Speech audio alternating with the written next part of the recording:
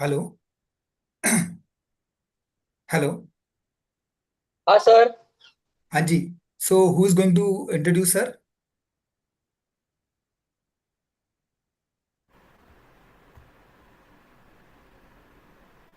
Hello sir, can you good hear me? afternoon. Dr. Divakar Sharma here. I will introduce Mayank sir today. हाँ sir, audible. Am I audible sir? Yes ya sir, please audible. Start, you can just introduce sir and sir will start session. Thank you.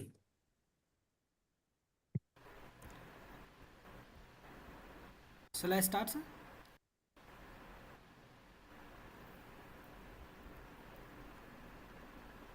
Sharma sir, start करो। Good afternoon everyone. I Dr. Divakar Sharma from Idyllic Institute of Management Indore feel honored to extend my sincere gratitude to the MMTTC team for providing me this wonderful opportunity to introduce our esteemed speaker for today's session. It's my privilege to introduce Mayank Singhal sir, a highly accomplished professional holding qualification as a chartered accountant, company secretary, LLB, and MCOM. Mr. Singhal is the founder and principal of Singhal Mayank and Company and also serves as senior partner at HRA and Associates. With extensive expertise in audit, taxation, compliance management, legal advisory, and startup mentorship, he has established a remarkable presence in the professional world. He has been honored with the Best Presenter Award by both ICAI and ICSI and is actively associated with the Startup India initiatives and incubation centers as a mentor and evaluation member. Through his insightful session and guidance, he continues to inspire students, professionals, and entrepreneurs across various platforms. Please join me in giving a warm welcome to Mr. Mayank Singhal for today's session. His topic of presentation is taxation, navigating various taxes applicable to Indian startup enterprises. Thank you, sir. Over to you, sir. Thank you so much for the warm welcome. Am I audible to all? Yes, sir. Great. So let's start our today's topic, that is taxation for Indian startups, navigating direct tax and indirect tax.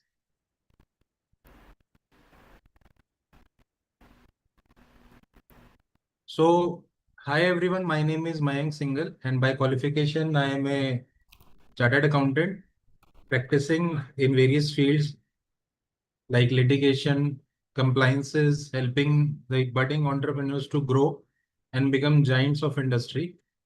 So today, the roadmap of our session is understanding how startups are recognized by DPIIT. What is their registration process? What are the tax benefits that we can get if we are a registered startup under DPIIT? Then we'll learn about the direct tax framework for startups, like what is the direct tax framework applicable for startups in the form of ITRs, advanced tax, tax audits, minimum alternate tax applicable on the startups, TDS provisions applicable for startups. Then we'll see what are the tax exemptions available for a business if that business is a registered startup. After that, we'll see the ESOP taxation, a very crucial area, a very, you can say, gray area for startups, which is also becoming a hindrance for startups' growth. After that, we will learn about the GST provisions applicable for startup. At the last, we will summarize what we have learned today, and I'll be surely very, very happy to take all your queries. I would request all the participants to make this session a bit of interactive one so that I can also gain the knowledge from the wise audience available today. I thank, I want to thank Dr. Rakesh Gupta for organizing, for having me here, allowing me to share my thoughts on this topic. So let's move towards our first slide, that is DPIT recognition for startups. So the government of India has made a portal which allows a company to register itself as a startup. The portal is startupindia.gov.in. So if a business which satisfies certain parameters register itself as a business on this particular portal, then the government of India gives that business a recognition as a startup. Now let's understand that how this is going to happen and how a business can register itself as startup. Which category of business is allowed to register itself as a startup? What are the financials that a business should have in order to be a startup? We will understand each and everything. So the first thing is that who is allowed to register itself as a startup with Government of India and who is allowed to have a DPIIT recognition. So here the point is that only a private limited company or a LLP or a registered partnership. These three forms are allowed to register itself as a startup with DPIIT. Another criteria for getting yourself registered as startup is that the incorporation period of startup should not exceed 10 years. This means that if you formed a company and the date of registration is beyond 10 years, then you are not allowed to register yourself as a startup. It should be within the time frame of 10 years. Second criteria is that your turnover should not exceed 100 crore rupees. So if a business is having a turnover more than 100 crore, the business is not allowed to get itself registered as a startup. Although there is certain criteria for deep tech companies in which this limit is extended to 300 crores. But that is a very small window only for a specific set of company. The generic limit is 100 crore rupees. So ideally you should be a registered partnership or an LLP or a company. The incorporation period should be less than 10 years. The turnover should be less than 100 crore rupees. Next point is that you should be working towards innovation and scalability. Now, what the government of India has realized over the period, initially when this portal was active way back in 2016-17, any kind of business used to get itself registered as startup. They used to just go to the website, fill a required form. At that point of time, the form was also very short. And then they used to get a certificate from Government of India that they are a recognized startup. Although all or majority of the business at that point of time were into traditional practices. Let's suppose there is a person who wants to get into agribusiness. He has taken a land on lease and now he wants to start a agriculture farming business. So what was there? The practice was that he used to go to this DPIIT portal, startupindia.gov.in. He used to fill the form and get itself registered as a startup. And then he was taking a lot of benefits from the different government schemes applicable for startup. Ideally, that was not a startup, that was just a traditional business which was incorporated within this window of 10 years. So over the period, government has realized this, that this is a lacuna. We are providing facility for startups for those kind of businesses which are scalable and innovative. So they should only come to this portal. So now they have made a mandate that if you have some innovative business, a tech is involved in that business and that business is scalable, that business can grow to n number of extent, then only you are allowed to register yourself as startup on DPIIT portal. The next eligibility criteria is that your business should not have been formed by splitting of your existing company. So let's suppose we take an example of Reliance Industries. So Reliance Industries had a traditional business of petrochemicals, and now Reliance wants to enter into telecommunication. Reliance started its R&D in Reliance petrochemical business only. They didn't, establish any separate entity. And when this startup India idea came, Reliance just defragmented its telecommunication from its main entity. So that defragmented entity or splitted entity will not be considered as startup because that was earlier a part of some entity, main entity, which was registered way back beyond a period of 10 years. And now it is just splitted for business handling purpose. That's it. So that kind of entity is not allowed to register itself as a startup. So what are the procedure for registration? Let's understand that. In order to register yourself on Startup India portal, or in order to get yourself DPIT recognition, firstly, you need to have an incorporated entity. This means that either a company, whether it can be a public or private limited company, it should be a company, or a LLP, limited liability partnership, or a registered partnership. These three are incorporated form of associations. So if you are an incorporated entity, then you have to go to the website, you have to fill their required mandate form, get your digital signatures attested there, submit those documents and get the certificate. It's a very simple process. DPIT recognition is a very simple process, although taking tax exemption out of the DPIT is tedious.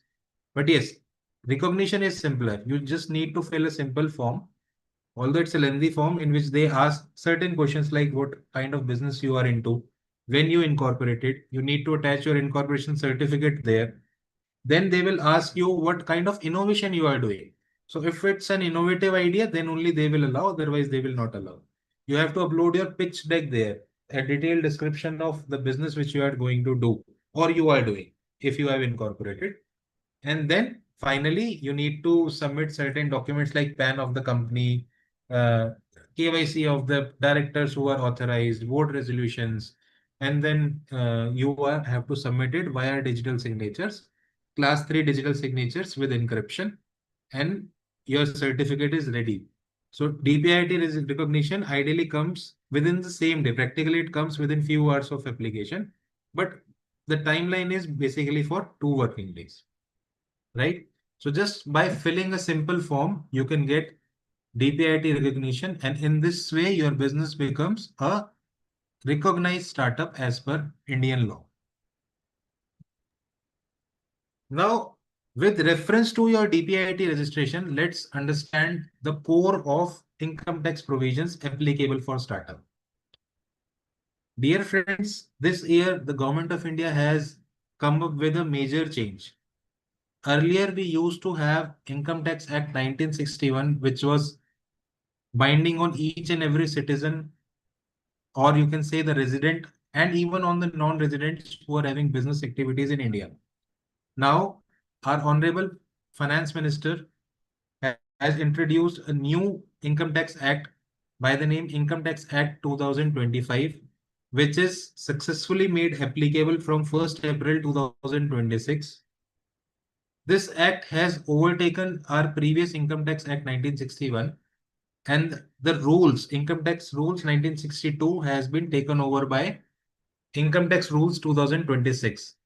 So now we are into a transition phase where this year we are going to file our income tax return with the provisions of Income Tax Act 1961. And for the coming year, we are going to analyze ourselves as per Income Tax Act 2025. So what are the key changes which has made it simpler for the startup? Let's understand. So the first change is that now there is no concept of previous year or assessment year. The concept of previous year and assessment year has been taken over by tax year. So let's understand what was previous year, what was assessment year, and now what is tax year. So earlier there was a concept in Income Tax Act 1961, which used to say that the year in which you are earning your income is your previous year. So let's suppose you are employed somewhere and you are earning salary out of your employment arrangement. So in financial year 24-25, you have been employed and you are getting some salary. So the year in which you was earning something, that was your previous year. And the year in which you were assessing your income and giving the details to the government, that was your assessment year. So for financial year 24-25, you was earning some income. Your income has been earned in 24-25, so that was previous year. And the tax on that income was paid. The return was filed in the next year. The next year automatically becomes your assessment year.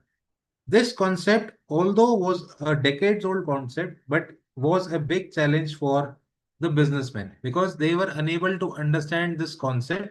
And as a result, there were a lot of incidents which were seen in the past where they used to fill tax under wrong financial year, which has already given result to many litigations which are still pending for years.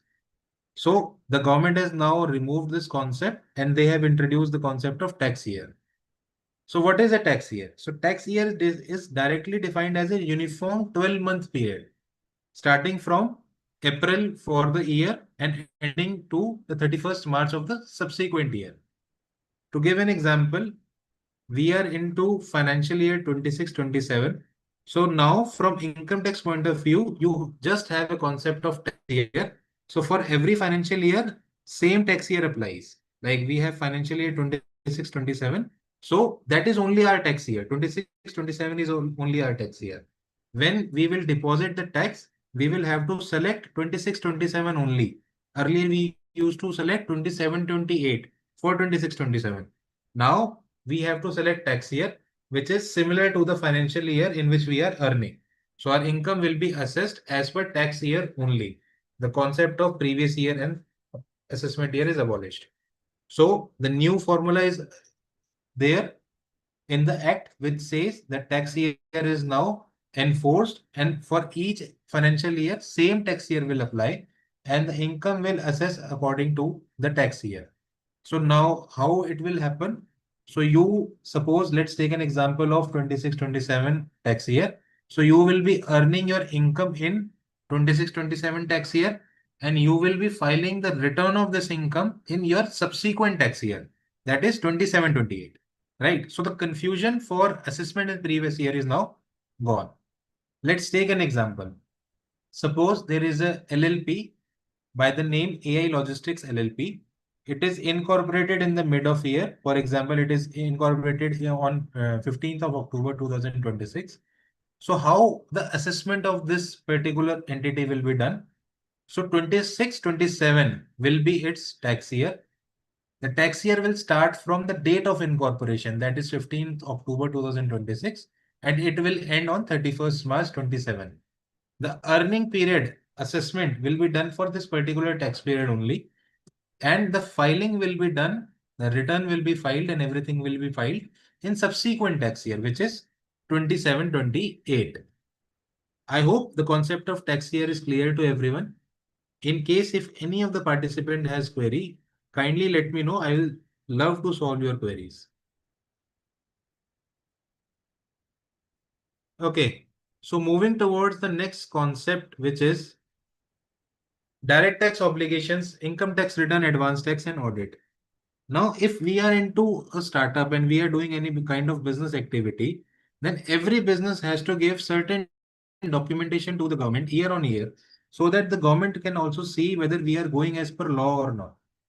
So the three things which I am talking about as of now, that is ITR, advanced tax, and audit, are part of those basic documentation which a business as a startup has to do every year in order to comply with the norms and in order to satisfy the government authorities that yes, we are abided by law and we are going in a right direction.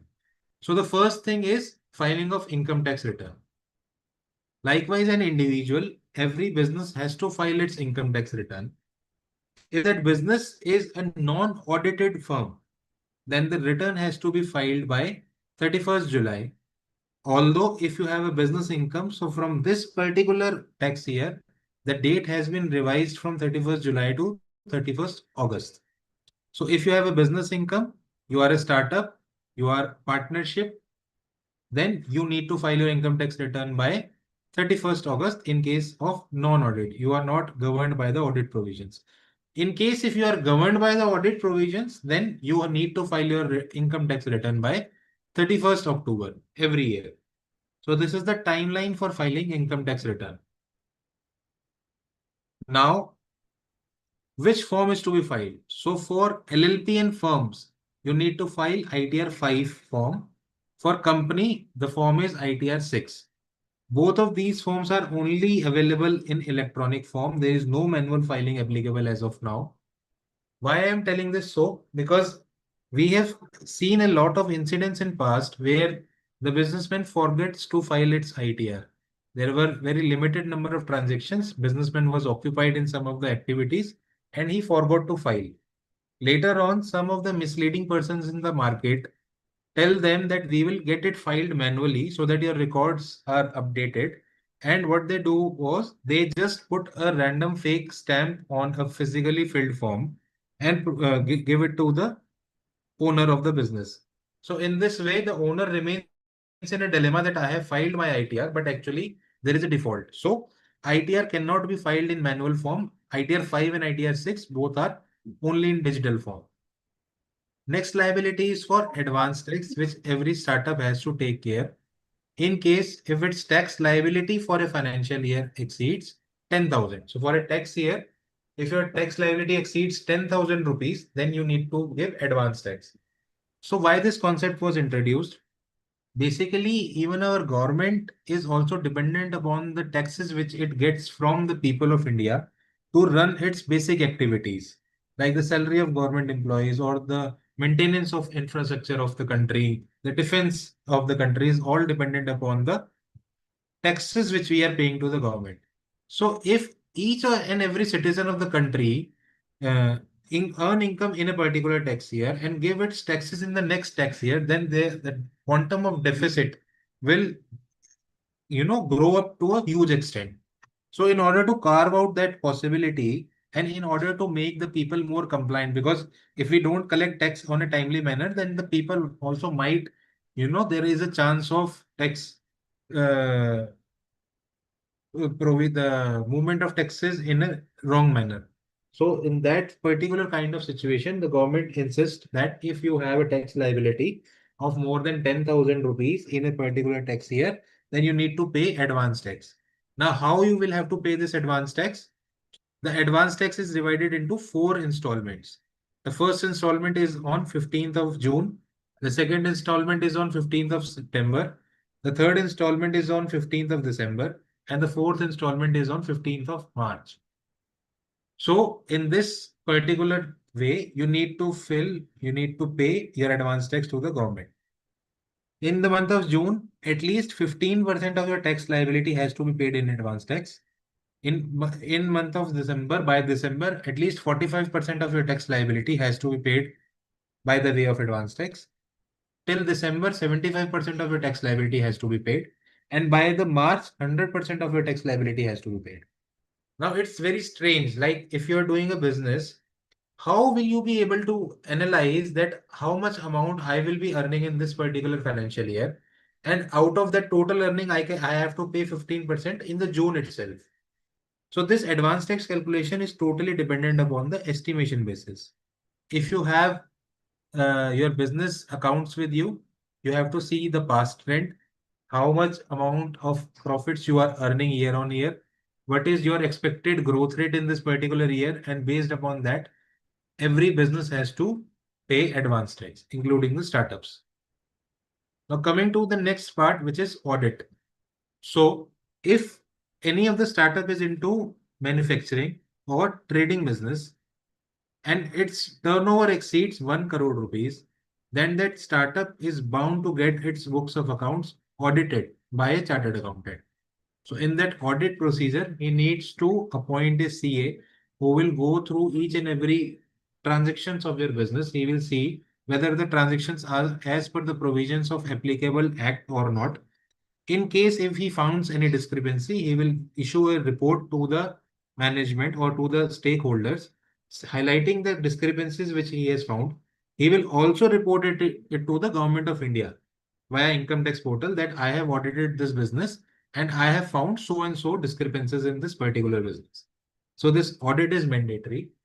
There is an exception for this audit. The exception is that if your cash transactions is less than 5%, cash transactions is less than 5% in a particular tax year, then your audit limit is extended to 10 crore rupees. So for example, if I am a startup, I am doing a business and my cash transactions is just 2% of total receipt. So in this particular year, if my turnover is not exceeding 10 crore, I can save myself from audit. So that's a special provision applicable only if your cash transactions are less. So this 1 crore and 10 crore limit was for businesses who are into manufacturing and trading. Now for service providers, this limit is 50 lakh rupees, right? So if your business income is up to 50 lakh, if your receipt is up to 50 lakh rupees, then no audit is required. If receipt exceeds 50 lakh rupees, then mandatorily you need to get your books of accounts audited. Any query in this ITR advanced tax audit? Sir, in income tax return, Sorry, please come again. I go back to the previous slide. Ma'am, you are not that much audible to me. Can you? Sir, can you hear me? Yes, I can. Sir, can you go back to the previous slide? Just a minute. Yes. So this due dates 31st July non-audit and 31st October audit cases. Can you please explain this again? Sir? Sure. So in this particular tax year 26-27, government has defined your tax filing dates into three parts. Let's suppose you are into service, you are earning income from salary, or I can say you are having income from any source except business. Then you need to file your income tax return by 31st July. I'm repeating, you are getting your income from any source except business. Then you need to file your books, you need to file your ITR by 31st July. If you are getting your income from business, but you are not liable for audit, then this date has been extended to 31st August. And in case if you are getting your income from business activities and your books are also liable to audit, a CA, a chartered accountant, has to audit your books as per the provisions of law, then the due date for filing your income tax return is 31st October. So anything other than business is 31st July. It could be income from salary or income from other sources. Right. If it's salary, rental income, other sources, stock market transaction, then it's 31st July. Okay, only business, then October. Right. If it's business, and that too, it should be audited. Okay. In case of non-audit, this is 31st August. Okay, sir. Right. Any other query? Okay, let's move ahead. Now we are coming to a very crucial section, section 80 IAC, which provides tax exemption to the eligible startup. So the first condition to become an eligible startup was that you need to get a DPIIT recognition, which we have already discussed. Now moving ahead, if you are an eligible startup, this means that you are registered under DPIIT and you want some tax benefit from the government, then you need to file another form with Government of India, with Startup India via DPIIT portal, the same portal on which you got your DPIIT registration. So on that portal, you will log in with your credentials. You will file a form seeking for tax exemption. Now, what is the criteria of this tax exemption? So the first criteria is that you should be a DPIIT recognized startup. Second criteria is that your company should have been incorporated between 1st April 2016 till 31st March 2030. So earlier this date was 2025. In year 25-26, our Honorable Finance Minister has increased this timeline to 2030. So any business which is registered under DBIIT, not older than 10 years and incorporated between this window, having a turnover less than 100 crores, is eligible for getting itself registered for tax benefit. Please mark my words here. I am not saying that you will get the tax benefit by default once you are fulfilling these criteria. You are just eligible. Whether the exemption will be given to you or not, that is solely the discretion of the department.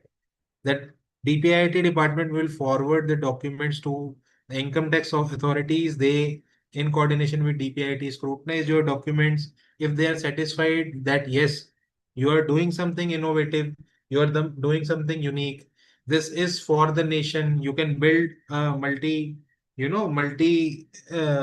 language company or multi branches, you can scale your business, this can be the future of the country, then only you will get this exemption. This exemption is not by default. Even if you are a DPIIT recognized startup incorporated between this window, having turnover less than 100 crores, but your business is traditional, it's not innovative, you will not get this particular tax benefit. The next and very crucial point is that the exemption is only linked to the business activities, like whatever you are earning from business. Let's take an example.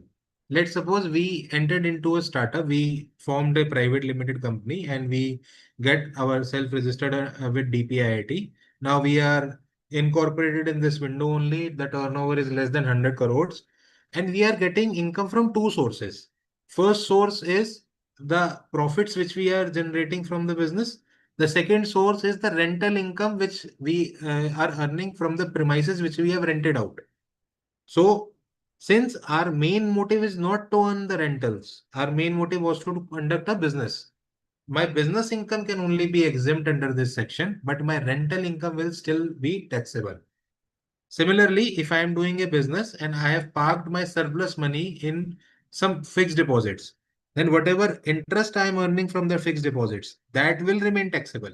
Only my business profits can be exempt from this particular section. The next point is the provisions of minimum alternate tax. Sir नमस्कार sir, rental income जो होती है वो taxable नहीं होती? Ma'am rental income taxable होती है। मैं ये कहना चाह रहा हूँ यहाँ पे कि अगर मेरा कोई व्यापार है, if I am doing a business, I am a startup, और मेरे पास दो सोर्स से कम पैसा आ रहा है। पहला पैसा आ रहा है मेरे पास बिजनेस से, दूसरा पैसा आ रहा है उसको रेंट से। तो अगर मैं इस सेक्शन में फॉल करके टैक्स एग्जेम्पशन ले भी लूं, तो भी मेरी रेंटल इनकम एग्जेम्प्ट नहीं होगी, मेरी सिर्फ बिजनेस इनकम एग्जेम्प्ट होगी। द लॉ ठीक है से sir. Right. The law says that only my profit link income will be exempt. My investment ठीक है will sir. be taxable. Okay, thank you. Right. So moving ahead, the next point is that minimum alternate tax will be applicable. I will touch this point in my next slide. First, I will complete this section. So these are the criterias for getting yourself exempted from income tax. Now, for how many years your tax will be exempt? So the first point is that your tax will be exempt for a consecutive period of 3 years out of a window of 10 years. See, everywhere the government has stretched your window for 10 years. Like if you are registered under the frame of 10 years, then you are eligible. Your business should not be older than 10 years, then you are eligible, etc. Here also, the government says that if your business is incorporated, you can get the tax exemption for 3 consecutive years out of a total frame of 10 years. So anyhow, my period of incorporation is allowed from 2016 to 30. But once this period of window of 10 years of incorporation is lapsed and I have not taken any benefit of tax, I am not eligible for tax for any of the period ahead of 10 years.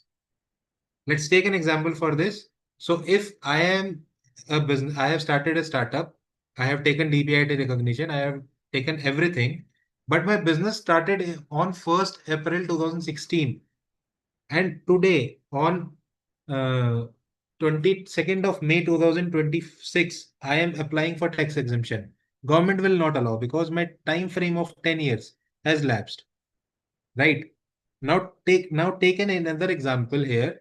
Let's suppose I registered my business in 2024. My 10 years period has not lapsed, so I can apply for exemption. Now, for how many period I will get this exemption? I will get for 3 consecutive years. Once this exemption is approved, government has approved it, I have to take this for 3 consecutive years. I cannot say this, I am taking this tax benefit for this year, then I will skip 2 years and I will take it further in the window of 10 years. No, it should be in 3 consecutive years. I have got a query in the chat box stating, sir, new system में ATC का लाभ नहीं मिलता है ना? See, this is also not, although not related to startup, but yes, in our new tax regime, we do not get deduction, any kind of deduction except employer contribution to NPS. NPS contribution के अलावा हमारे को कोई deduction नहीं मिलती है new scheme में. So coming back to this point, which is related to tax exemptions for startup. So your 3 consecutive assessment years exemption is available out of a window of 10 years, right? So for that, you need to be registered with DPIT, plus you need to get this inter-ministerial board approval which I was talking about, like you have to file another form with DPIIT stating that I want to apply for tax exemption. This is my innovative business which I am doing. My turnover is under the bracket, my incorporation is under the bracket. I am already registered with DPIIT and I am claiming exemption only for my profits. I am not claiming any kind of exemption for my investment. Right? Okay, moving ahead. If you have any query, you can ask. Now we are coming to this a very loose point, which is minimum alternate tax. It is a very problematic area for startups. So here in the previous slide, government has talked about the tax exemption. Like you will not be required to pay any tax for a consecutive period of 3 years. But here comes a villain in the story, which is minimum alternate tax. So the minimum alternate tax says that even if your income as per Income Tax Act is exempt, we will calculate your book profit separately via your books of accounts. And then we will calculate an effective of 15.73% tax on it. And in case your tax is higher than your normal tax, not income tax, then this 15.73% tax you will have to pay. Let's take an example. So in order to understand this example, I want to clarify a thing. When we compute our income as per Income Tax Act, so we do not file our income tax return via books of accounts. The books of accounts are separate document and we have to make a separate calculation sheet for income tax purpose, which is known as income tax computation. So the income tax computation basically stands for our books of accounts as per Income Tax Act. And normal accounting which we do in our day-to-day life is our books of accounts. So the provision of MAT says that we will calculate your income tax as per Income Tax Act and we will take your book profit as per book of account. We will see whichever is higher. So if MAT is higher, then you will have to pay MAT, right? And whatever MAT you have paid, that can be credited, that credit can be taken forward for 15 financial years. But see the hardship on the business, at some point of time, the government is saying that you are exempt from any kind of income tax. You are doing a great job. You are doing something which is innovative. You are struggling hard. You have left your job. You are working continuously day and night with a vision that you will grow one day. In that entire process, you expect some support from the government. The government has given you support in the form of tax exemption. But here, the government is saying that despite your income is exempt, you will have to pay at least 15.73% of the tax, which is generally an hardship for a startup. But anyhow, this is law, and we all being the part of India, being the part of this country, we are abide by the law of the nation. So we'll have to follow this. So MAT is a minimum alternate tax which a business has to pay, even if its income was exempt due to its certification being a startup. I'll give you some background that why this harsh provision was introduced. So this concept was actually a result of very great struggle of our whole finance ministry. There were some industries in their country which were very giants. I will not name them. So what they were used to do, they were used to prepare two books of accounts.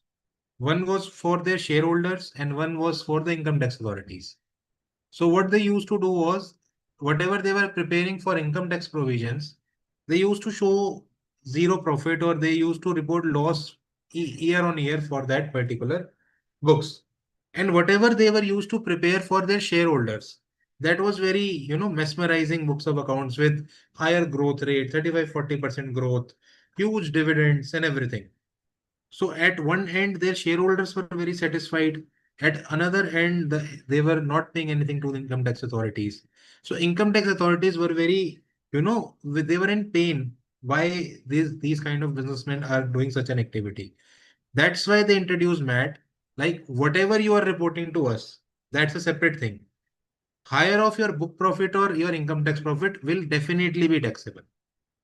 So this provision is still there for our startups also, and the startups are also liable to pay tax on this under this particular provision. Any confusion in MAT, you may ask. Now similarly, this MAT, likewise this MAT, this AMT stands for LLPs and partnerships. So this MAT is applicable only for companies and this AMT stands for non-companies. Provisions are more or less same. There is a difference in tax rate. It's 18.5% in AMT and 15.73 in MAT. But the provisions are more or less same. MAT stands for minimum alternate tax. AMT stands for alternate minimum tax. So the conceptually both the concepts are almost similar. Shall we proceed further? Any query?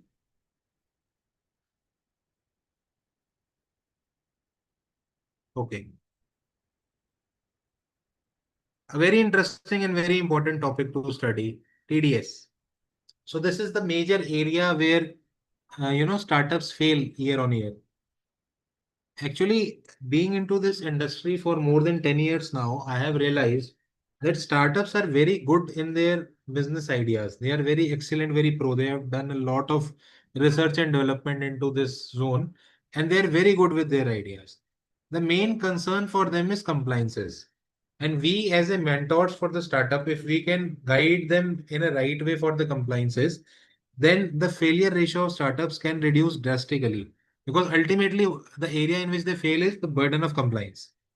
So in order to reduce that burden, this is one of the key areas, which is TDS. So the TDS, the full form of TDS is tax deduction at source. TDS, the concept of TDS was introduced in order to remove the tax evasions. So earlier what used to happen was the people used to divert their income in some other people's hand, and they used to take the advantages of their slab. For example, way back 30, 40 years back, what people used to do, if a person was employed in a factory or in a firm, what he used to do was he used to take 50% of the salary in his account and 50% of the salary in his wife's account or his parents' account likewise. So in this way, he used to divert his income and he used to save the taxes on that income. That is one of the reasons why you will see that even in your families, your parents, your mother have a property in her name, although she was never earning. So that is the reason, because she was getting some income from the husband's account in order to divert his taxes, and that's how she built a corpus, and now she is having property in her account, even if she was not earning anything.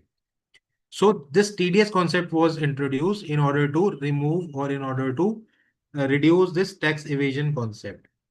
So in this TDS concept, the person who is giving the amount to the recipient, he deducts certain percentage out of that amount and deposit this amount in the name of the person only. For example, if I am getting some remuneration from any of the government universities, then the government university will deduct certain percentage of tax and deposit it to Government of India in my name only. So at the year end, the government will have an account like 10% of TDS was deducted for this person. This means at least this much amount he has received.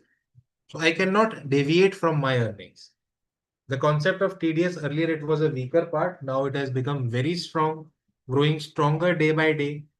Even the startups has to follow, because if you are a company, if you are LLP, then the provisions of this TDS is applicable from day one.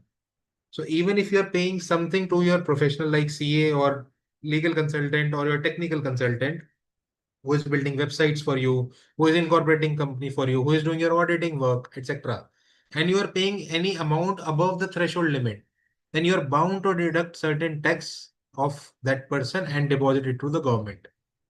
My experience says that majority of the startup fail to do this thing. They are not aware of this concept, and at the end of the year, they end up paying 30% tax additional because of the disallowances applied by the government. So this is a very key area. I have mentioned some of the applicable sections here, which are useful for the startups on their day-to-day activity. That is, first is the contractor payment. Now, one more update. As I told you that earlier there was Income Tax Act 1961. Now it's Income Tax Act 2025. So the sections of TDS is also changed. You are, habitual of listening to section 192, 194C, 194J, etc. Now the section is totally changed to 392, 393. There is an omission here. The salary section is 392, not 393. So I'll request you all to mark it 393.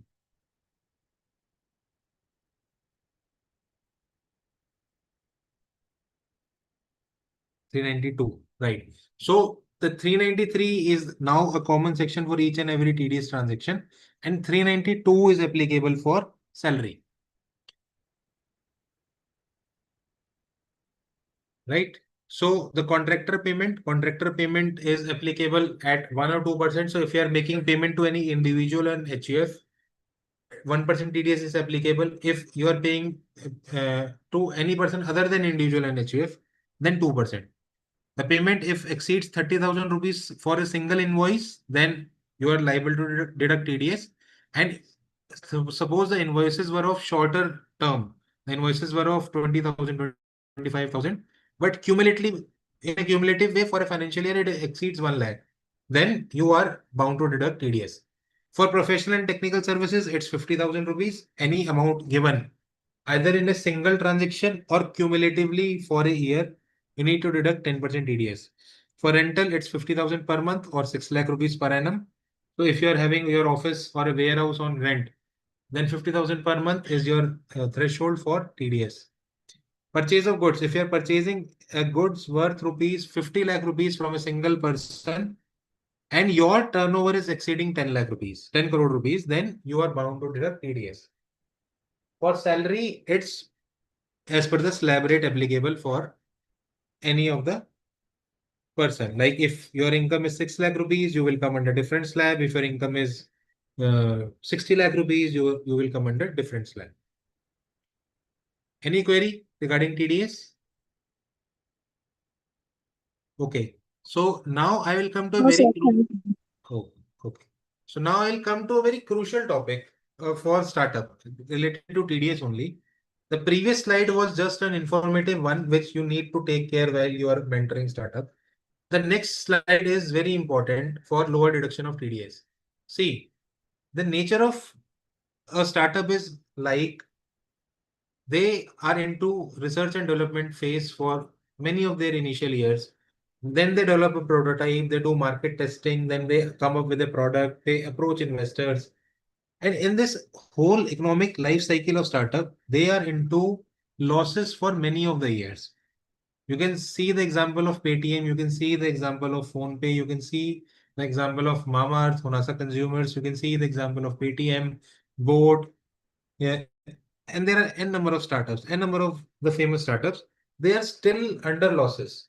So this is the life cycle of a startup that in their very initial years, their initial period of 10-15 years, they are under losses. And the problem is that whatever income they are generating from various sources, the person who is paying them, they also deduct TDS. For example, if I am a startup into consultancy services, now I am providing consultancy services to your university, then I will be raising some invoice to your university. Being a startup, I am into research and development fees, I am in losses. Now, whatever invoice I have generated for your university or for your college or for your organization, you are bound to deduct TDS on it. So in this way, my certain amount of capital is blocked every year for 12 to 18 months in form of TDS with Government of India. Although at a later stage, when I report losses to the government, they will refund that amount back to me. But being into startup business with a financial crunch in hand, it's very tough for an entrepreneur to, get their amount, so much amount blocked. So what is the remedy available here? So at any point of time, you can guide your startup team that if you are into losses and you think that you will not be coming into the profit for this particular financial year, you just go to the income tax authorities and ask for a lower TDS deduction certificate. So you need to file a form 128 with the Government of India. The Government of India will scrutinize all your documents, like whatever business you are doing, whatever activities you are doing, whatever profits you are generating from the business, whether you are into profit or loss, they will calculate what tax liability you have. And on the basis upon your data provided by you, and on the basis of their calculation, they will see whether you will be in a position or you will be bound to pay some taxes at the year end or not. In case if income tax authorities is satisfied that you are not into that great business as of now, you are making losses, and this amount of blockage will create a severe impact on your financial standing, then they will allow you for no deduction or a lower deduction of TDS. And trust me, this is one of the major relief for each and every startup, because you don't analyze that if a startup is having a turnover of, let's suppose, 10 crores and 10% of its amount is stuck in TDS. So it's 1 crore rupees is stuck with government for approximately 18 months. And getting that 1 CR back or getting it non-deducted will, for surely can become a turnaround strategy for a startup. Getting that amount early in their hand will help them a lot to scale their business. So this is an advice, a professional advice, that if you are mentoring any startup or if you are doing any startup, always see whether you will be in a position to earn any profit or not. If you see yourself at a stage that you are not going to earn any profit, go to income tax authority and ask for lower TDS certificate so that at least your amount is received well within time. Any query regarding low deduction certificate? Sir, Yes. sir, if we link with the minimum or committee MAT, minimum alternate tax, there you mentioned one point that loss-making company also attracts tax. Right. That case, if you book profit, especially if you're incurring loss, but your PNL says that you make a profit of 1 CR or 2 CR, so you need profit. In that case, if we adjust somewhere these deductions where you can adjust this lower TDS, can it impact? Can we use this strategy under to show as a lower expenses under PNL? Hope my question is. No, I got your query. So basically, I am repeating it for the sake of understanding. Like you want to say that even in case if we are having losses as per provisions of income tax, MAT is applicable on us. And in case MAT is applicable, can this lower deduction of TDS help us to save something? Is this Yes. your query? Yes, sir. Okay. Because even if you're attracting MAT, you still have to pay tax. Right. So somewhere you can adjust in PNL, because if in PNL is showing profit, means you have to book profit, even though you have to incur tax for that. Right. So the answer to your query is that if my books of accounts are showing losses and my income tax calculation also shows loss, then this provision of lower TDS is blessing for me, because even MAT is applicable on profits only. So if my books is showing loss, then MAT will also be zero.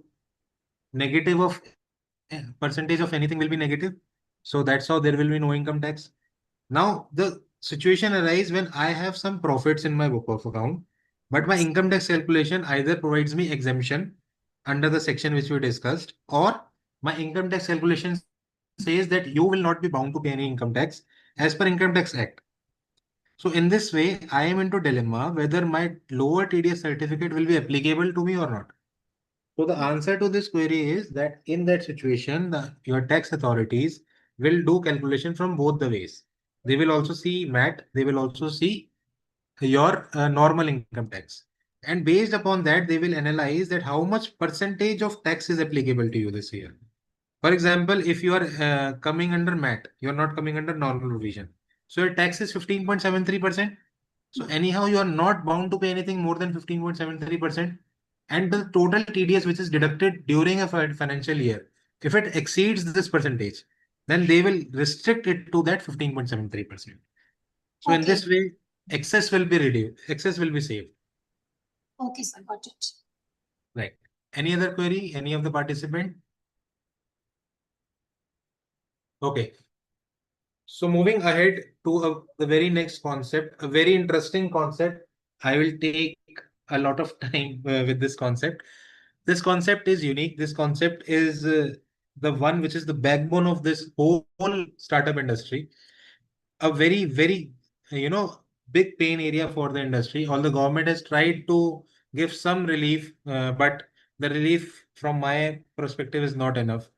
I'll tell you each and everything a detailed concept because whole startup ecosystem is dependent upon it. This is the concept of ESOPs.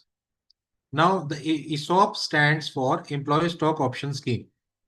Basically, what we see in a startup is that the startup always plays on valuation.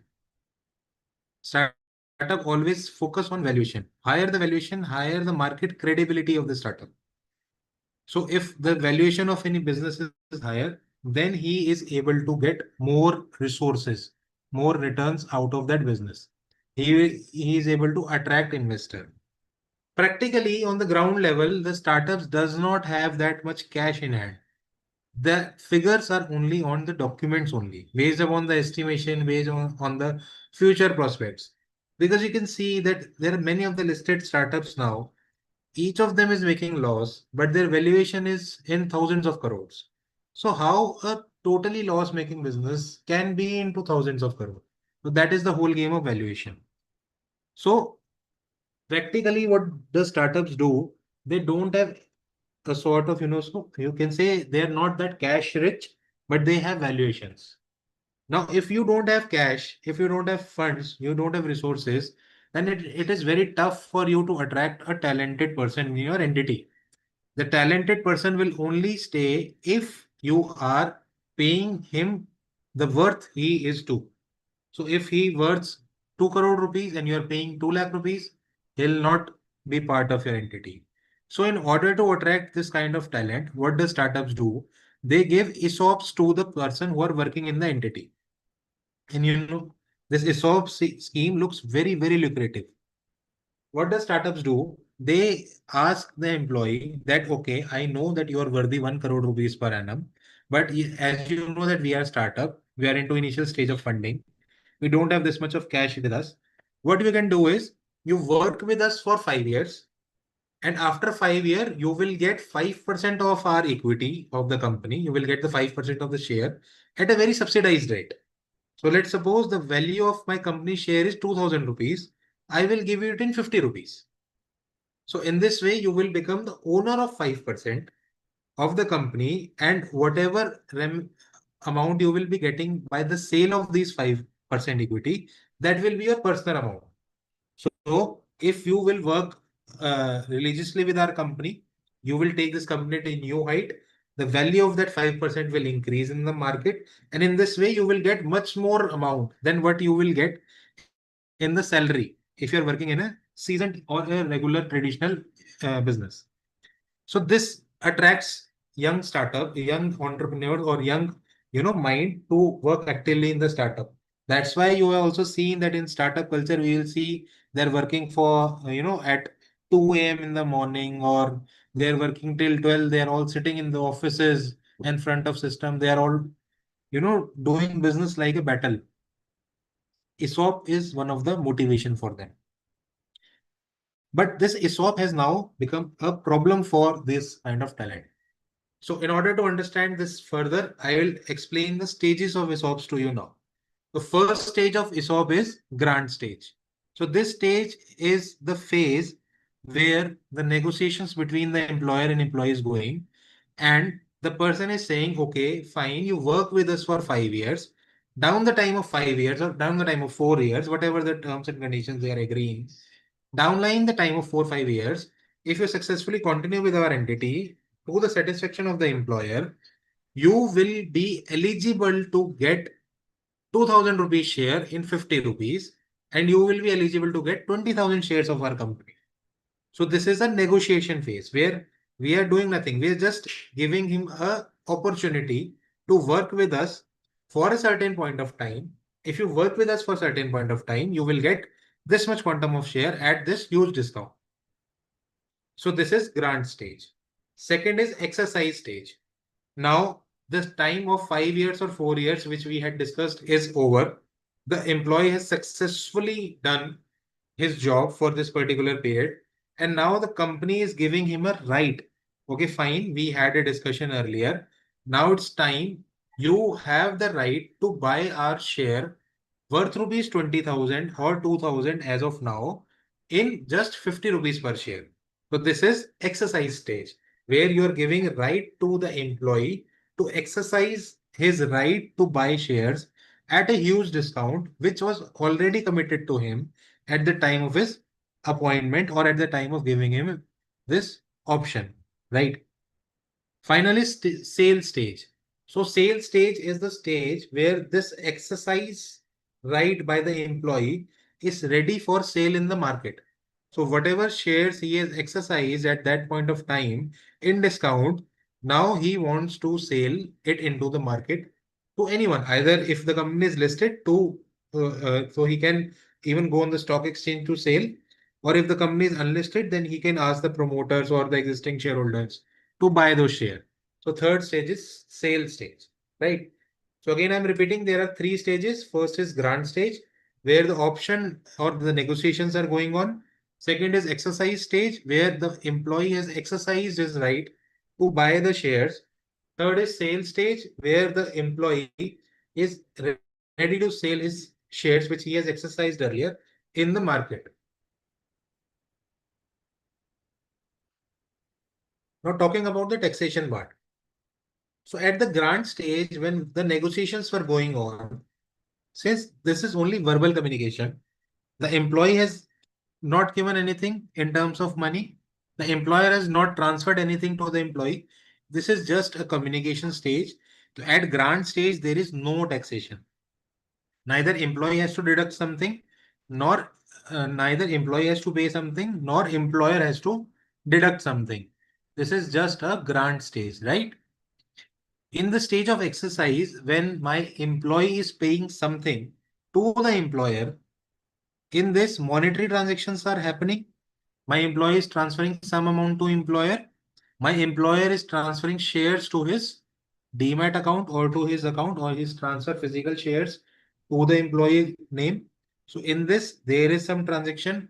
Accounting is going to happen for the transaction, and taxation will also come into picture.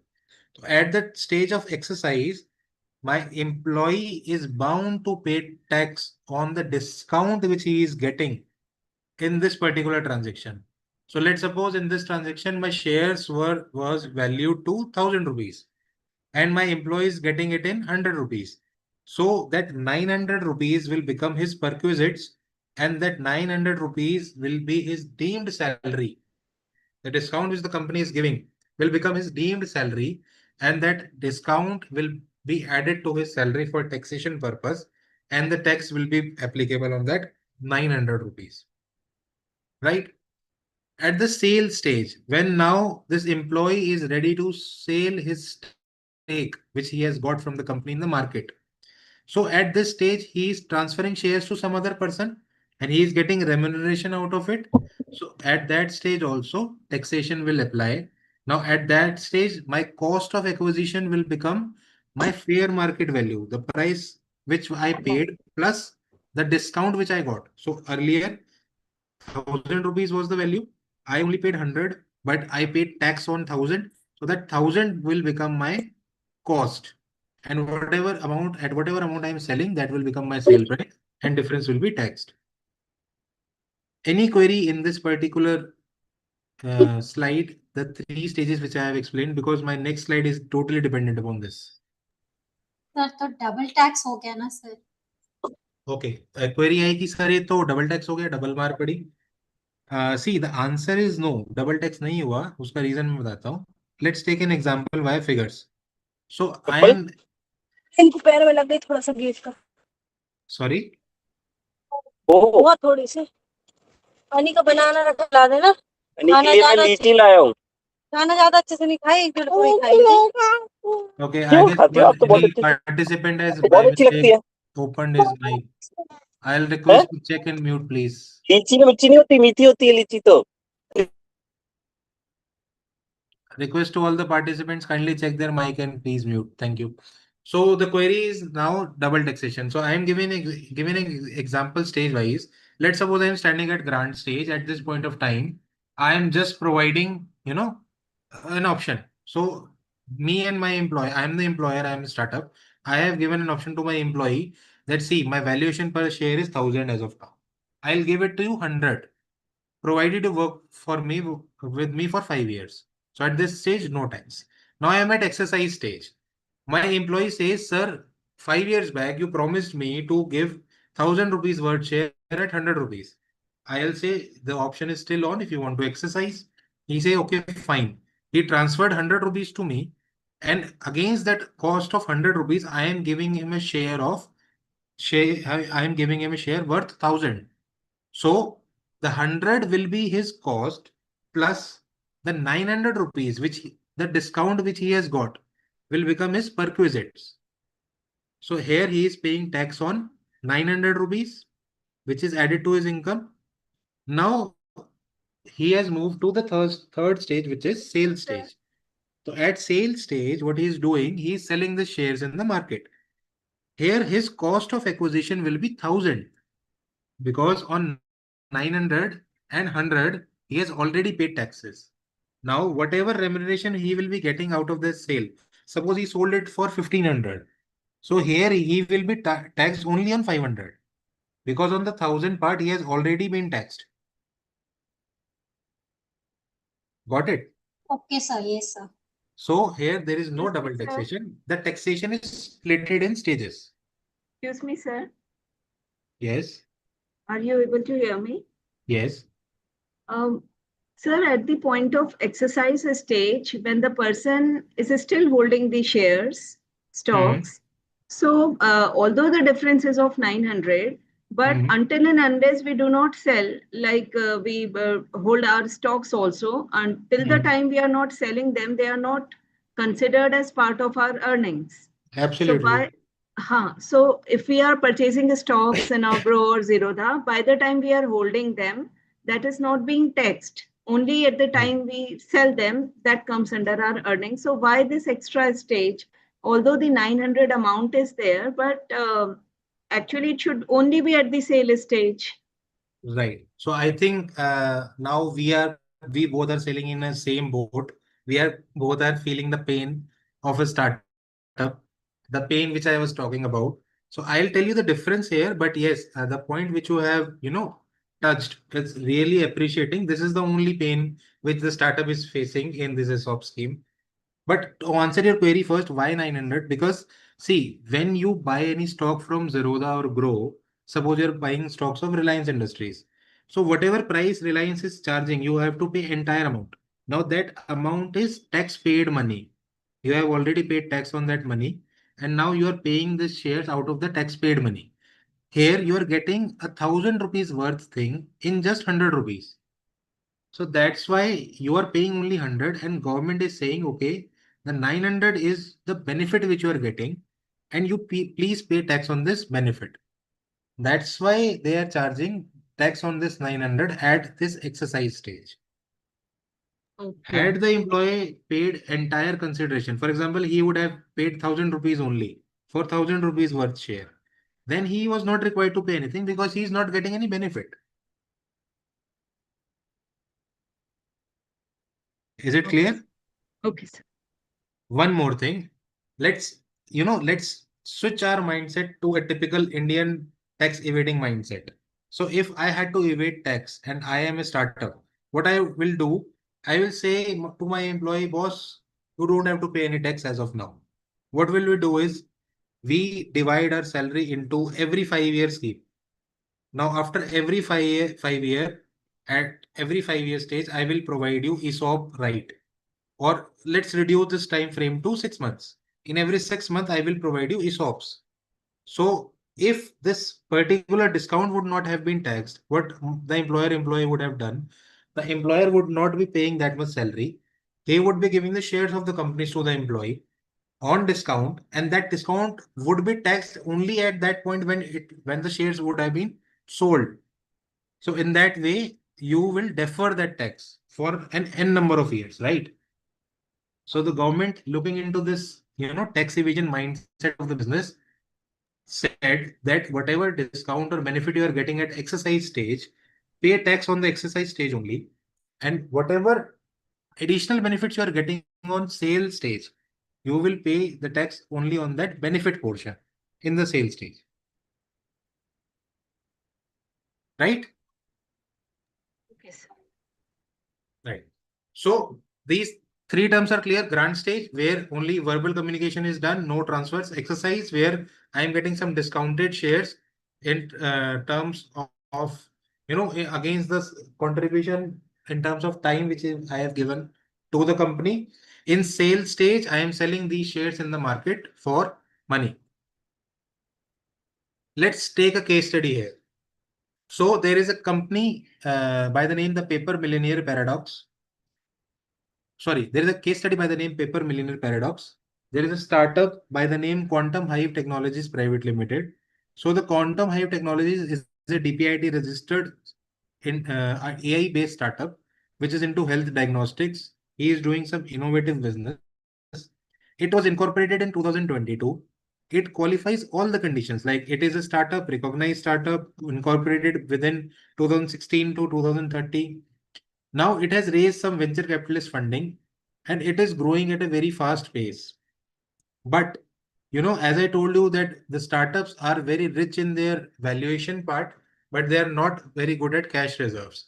So this startup is also facing the same challenge. It is very good at valuation. It is growing from valuation point of view, but it is not getting the cash it is not generating that much of cash. So there is an employee in the company by the name Riya Sharma. So Riya Sharma, joined at a very early stage in 2022 only as a senior AI architect. So as a startup, as I told you that startup could not pay much amount as a salary to Miss Riya. So what they did was they drafted a ESOP scheme for Riya. So date of grant was decided 1st April 2022 at the time when the company was incorporated. The employer and employee decided to give 20,000 shares if she vests 4 years, like she remained with the company for 4 years, then the employer will give 20,000 shares to Riya at a price of rupees 50 only, where the valuation of the company was 2,000 rupees per share. So Riya is getting a discount of 1,950 against the 4 years which she has invested in the company on a very low salary. So in order to compensate that salary, Miss Riya is getting these ESOPs, right? So let's understand. Miss Riya has now completed 4 years. My first question arises at the grant stage. You can all use your chat box here to answer. At the grant stage, when this option was granted way back in 2022, do Riya has to pay any tax? Please use your chat box and write. Okay, I'm getting some answers. Great. Majority of the people are writing no. So at the time of initial stages, that is grant stage, I was not liable to deduct any tax of my employee and my employee was not liable to pay any tax. Correct. Now in 2026, that is after the period of 4 years, because we had given a period of 4 years for vesting.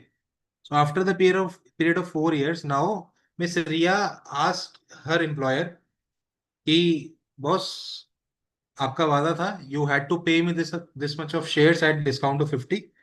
अब वो shares दे दीजिए. Kindly provide me shares at the discounted price." So the employer reacted to her and employer gave her the shares at a discount of 50 rupees. So now my question is, at this vesting stage, whether at this exercise or exercise stage, whether I am being the employee liable to pay any income tax? I am getting 50 rupees shares. I am getting 2,000 rupees shares at 50. I am at exercise stage. I have asked my employer, please give me shares. Now I am at exercise stage. Whether I am required to pay any tax? Please use your chat box to write. I'm getting some answers. Yes, yes, yes on 1950. Okay, let's see. So the legal position says that ESOPs become taxable as perquisite at the time of exercise. Yes, everyone in the chat box is correct. So at the time of exercise, these ESOPs becomes taxable, correct? So on what value do I need to pay tax? So let's see the calculation here. My FMV on exercise date was 2,000 rupees as per my case study. My exercise price was 50 rupees. So my perquisites, and I mean to say whatever discount I am getting is my benefit, which is called as perquisites in terms of Income Tax Act. So whatever perquisites I am getting is 1,950. Now I had a right of 20,000 shares. So what would be my notional income here? My notional income will be 3.90 CR. I had an answer no.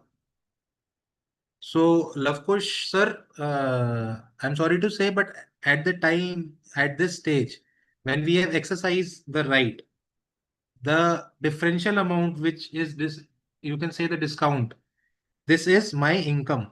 I have to pay tax at this point of time. Correct? So, at this point, when I am, getting discount and I am getting shares in my demat account, I need to pay tax on the differential amount. Although it's very important to note here, I am not getting anything in cash. I'm not getting anything in cash. I'm just getting the shares. I'm getting it because I have served the company. But yes, at this stage, my income will be increased from 3.9 crores and I have to pay tax on this particular income in my current year, that is 2026. And this option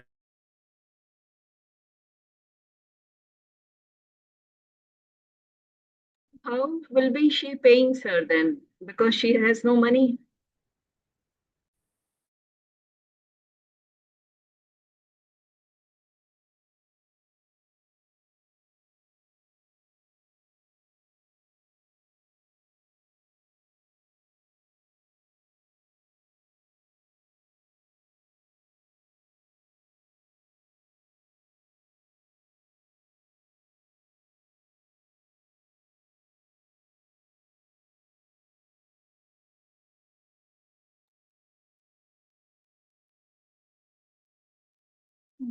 Got disconnected.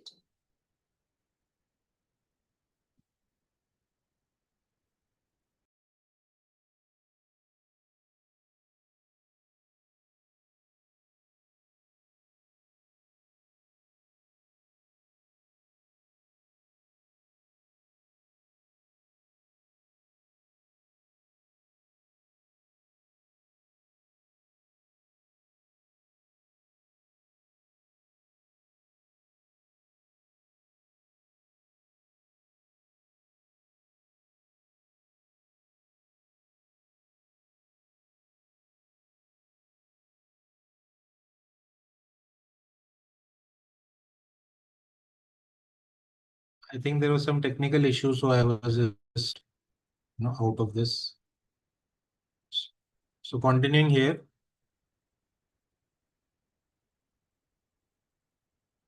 Just a second.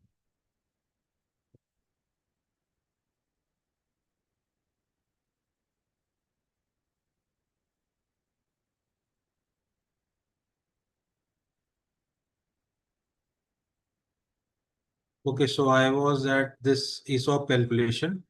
So this exercise date, my transaction is taxable. Now the pain point which I was discussing was that at this stage, I am not getting any remuneration. I am not getting any amount. So without even getting a single rupee, I need to pay tax to government. It's a hardship. This will discourage the young entrepreneurs or the young people to work with such kind of industry where huge quantum of ESOPs are involved, right? So if I would have received some money here, so I would love to pay tax, but since I'm not getting any money, so it will be a hardship. Yes, any of the participant asked something. Yes, sir. Sir, I asked. Sir, my question is that although government is saying that you need to pay rupees 3.90 crore and it's a hardship on the employee, but government should also understand that that employee has no money because she can pay only if she has, suppose she is a very fresh person, she does not have any, even on the notional wealth to pay something in that particular financial year, that person should have money. So the concept itself is wrong. I think so. Right. Ma'am, you are absolutely correct in identifying from a but I can say that you are looking from a single lens. The concept should be looked from both the sides. See, I told you a position where there was a scope of tax evasion in this particular scheme. I told that if I give my employees a stock option scheme for every 3 months, instead of giving salaries, I will give them a heavy discount and I will issue them shares. So in this way, if the transaction would not have been taxed at exercise date, then the entire consideration would have become tax free. So government will also You have are to see. considering that tax should be there, but is there something like that ki tax will be put on the name on that person on that day, but she will pay subsequently when she will have money, because she doesn't have money right now, how can she pay? So I'll come to that part as well. Okay, I'll So she explain. has only one job. She does not have any other source of income. Hmm. And this much amount of, see, it is in crores, rupees 3.90 crore, which is not small. And Hmm. she's working very hard on this particular firm, this particular startup. Now Hmm. she has, as per her notional wealth, she is being taxed in order to evade taxes. But right now she is not selling them. So she does not have that kind of money. So it is a forceful act of selling something, so that, because notional is something which is hypothetical.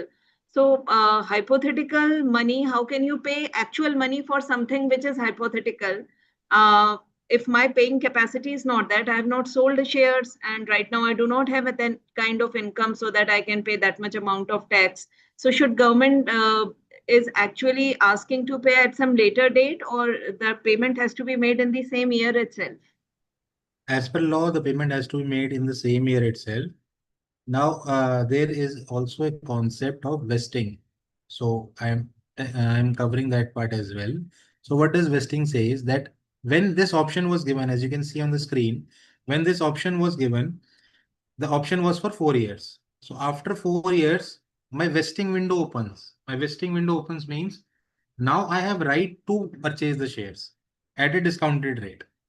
See, if I am sensible and I don't have money at this point of time, what I will do is I will not vest, I will not exercise the shares in this years.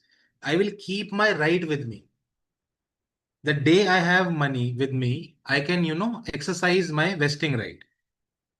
So after 4 years, I will become eligible for getting these shares. This is known as vesting, but I will not exercise it till the time I am sure that I can exercise it right away and then sell it right away. Okay. Am I clear? Yes. So, So it is like vesting, this option is there. So then it's okay. right. So vesting period is there, but the employers also have some reservation on this vesting. Practically, they don't give you an open window for vesting. They also restrict this vesting window for a certain period. You have to, register within this period, otherwise your option will be lapsed. But yes, vesting is there. So practically you can say vesting period is there. Although whatever you are saying is absolutely correct, this is the representation of industry to the finance minister as well. But unfortunately, this has not been taken care to the most extent. So this is one of the pain point. There are a lot of pain points in it. This is one of the pain point which I have just discussed. So I'll also come to another pain point which is much more severe, right? So here, let's assume 35% of the tax rate, 3.90 CR was my total income. 35% will be 1.36 crore. So I have to pay that this tax of 1.36 crore to the government. The employee is technically wealthy because he has this number of shares now, but commercially he don't have any, money to pay. That is a problem. And that uh, due to this particular provision only, people says that startup does not pay you much. They give you just ESOPs and ESOPs, but the ESOPs are not that beneficial.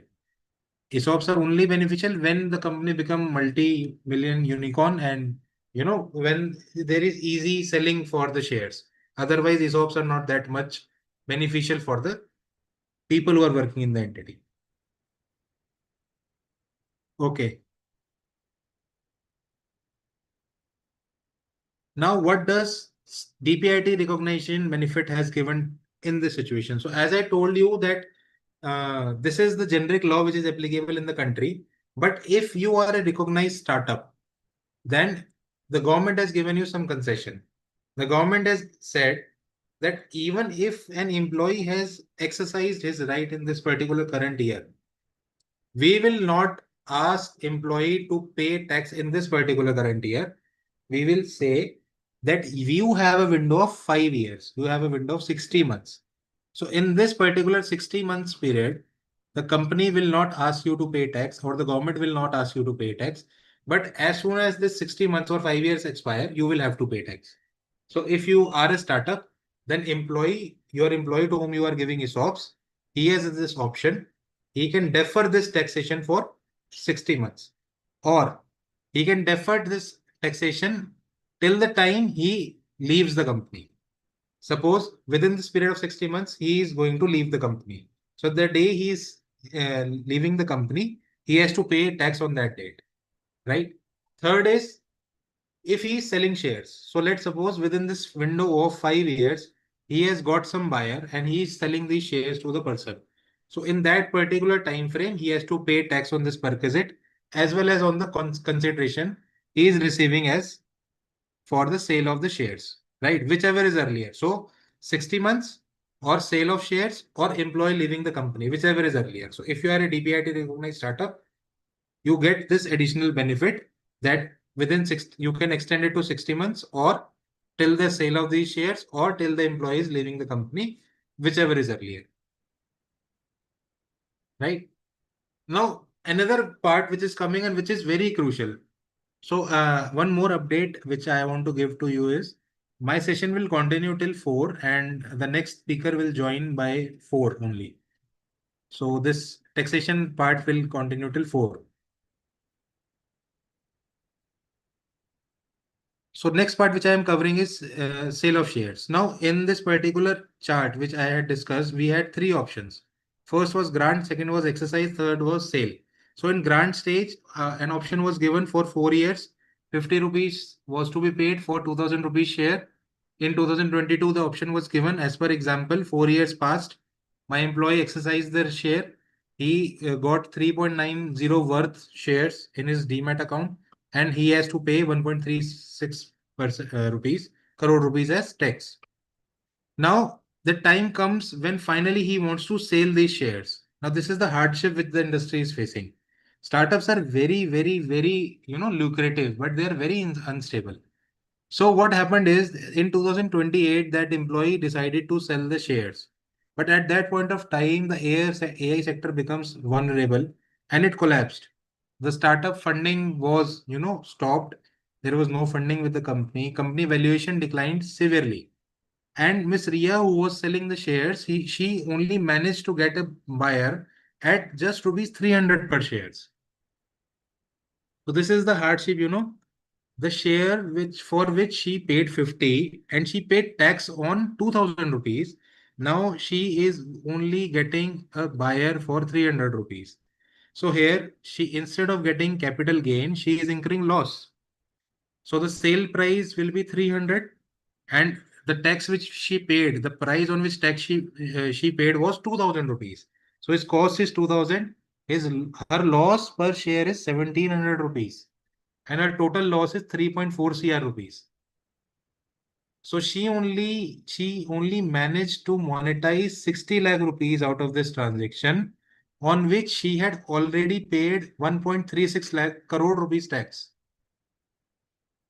So this is the actual challenge which ESOP scheme is facing, this industry is facing. And I'm very, very sorry to say the government is not doing that much for this particular zone. That's why the startups are now not very lucrative for workforce. They are lucrative only if they are matching the market standards in terms of payment or if they are heavily funded.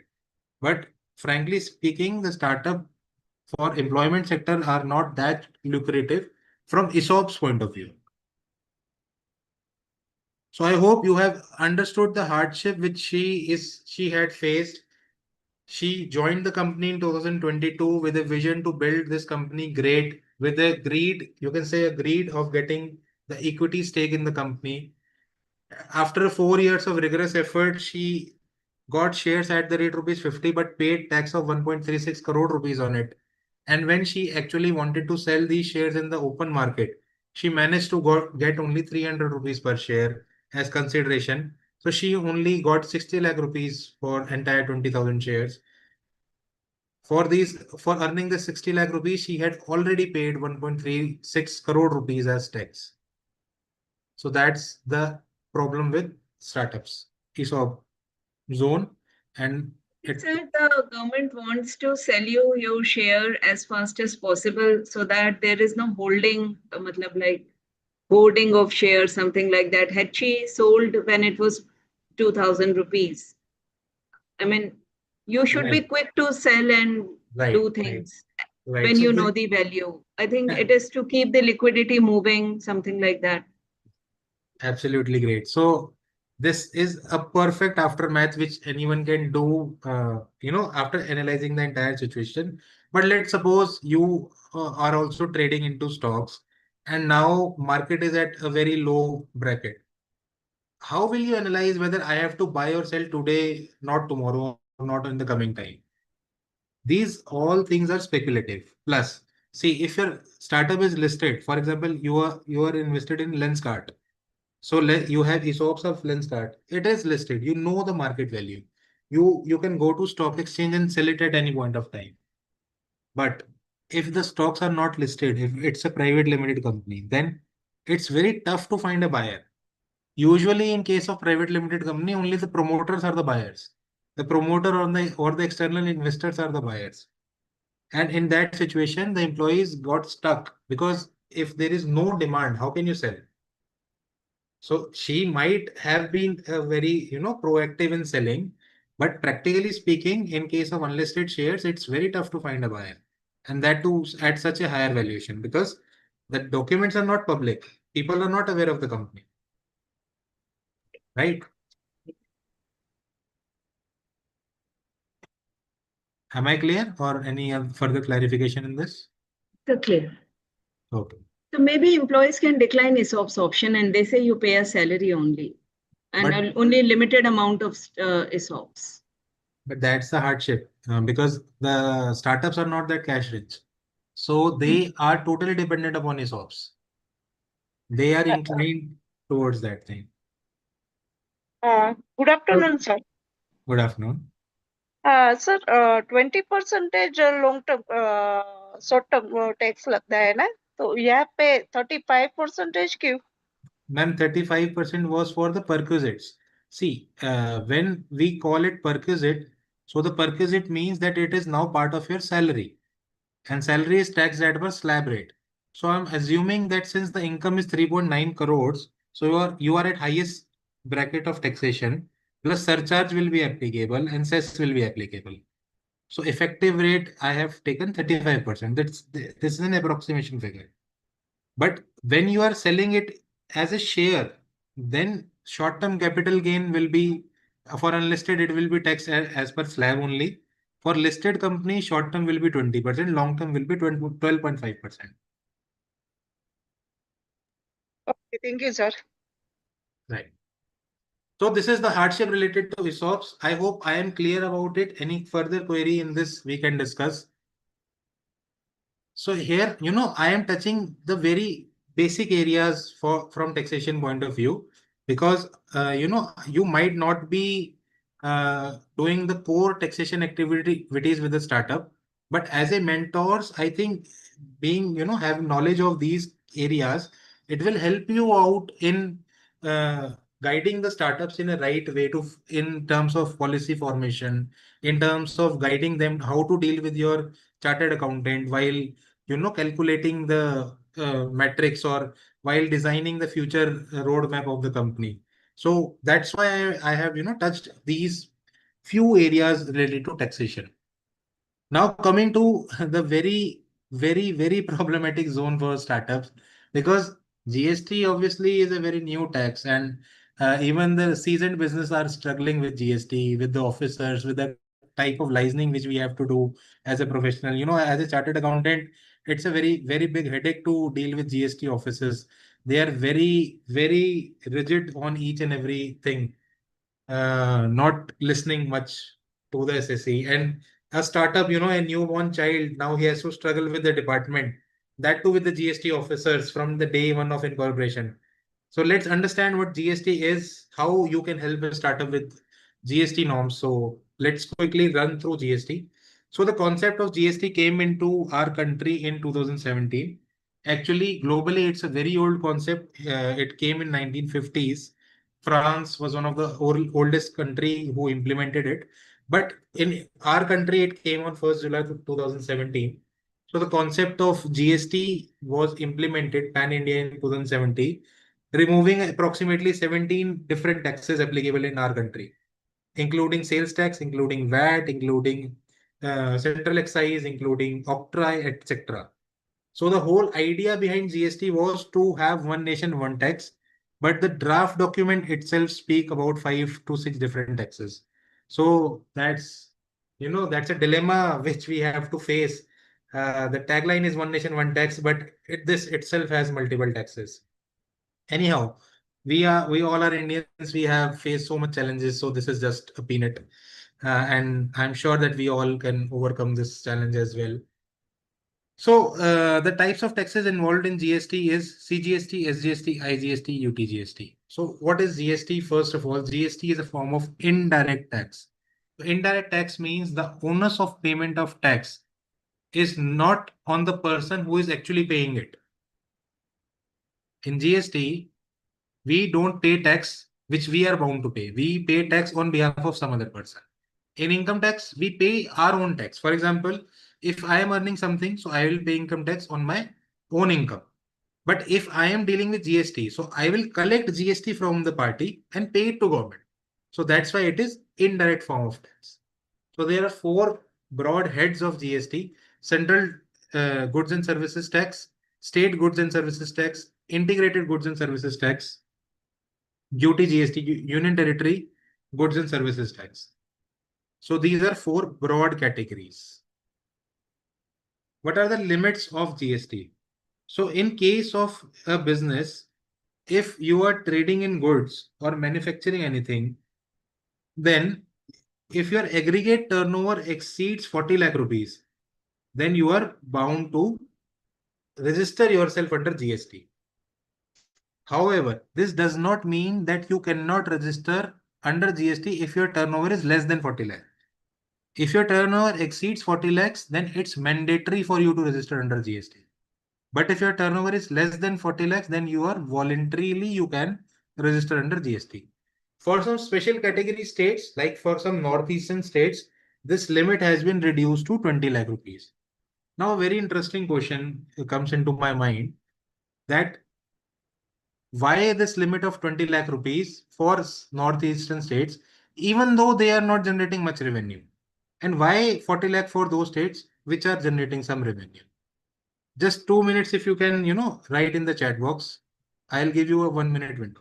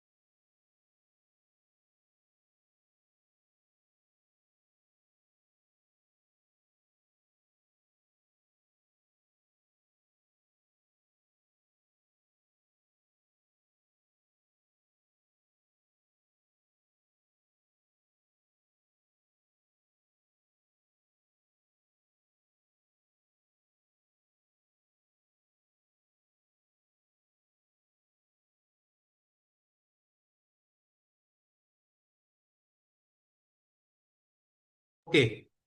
So I am getting some, answers from you all.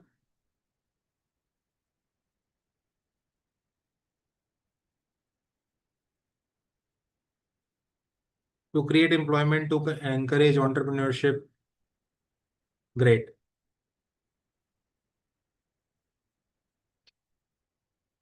Right. So the basic idea was this only. Earlier the government analyzed that these states are not that much revenue generating states. And if we keep 40 lakh rupees limit for these particular states, then it will be very tough for the states to earn revenue. And if they fail to earn revenue, then how the state government will employ or deploy this much of revenue there? So that's why the government, kept that limit of 40 lakh rupees, 20 lakh rupees to these particular category of states. Correct?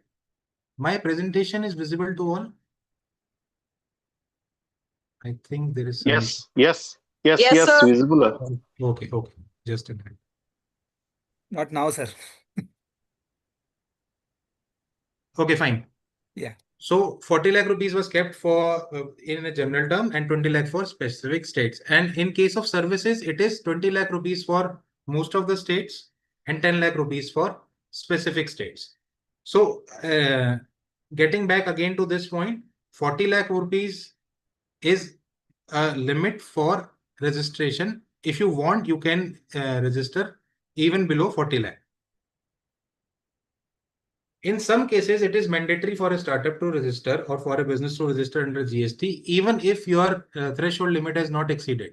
So if you are doing business interstate, for example, you are supplying goods from Delhi to Kashmir, or Delhi from Delhi to Jammu, or from Delhi to Punjab, from Delhi to Tamil Nadu, then these are interstate transactions. And in case of interstate transactions, you are bound to get yourself registered under GST, even if your transactions are not exceeding 40 lakh rupees or 20 lakh rupees, as the case may be. Second, if you are importing any services, for example, you are a government education institution and you are taking some book writing service from a foreign author, then in this particular situation, you are bound to get yourself registered under GST.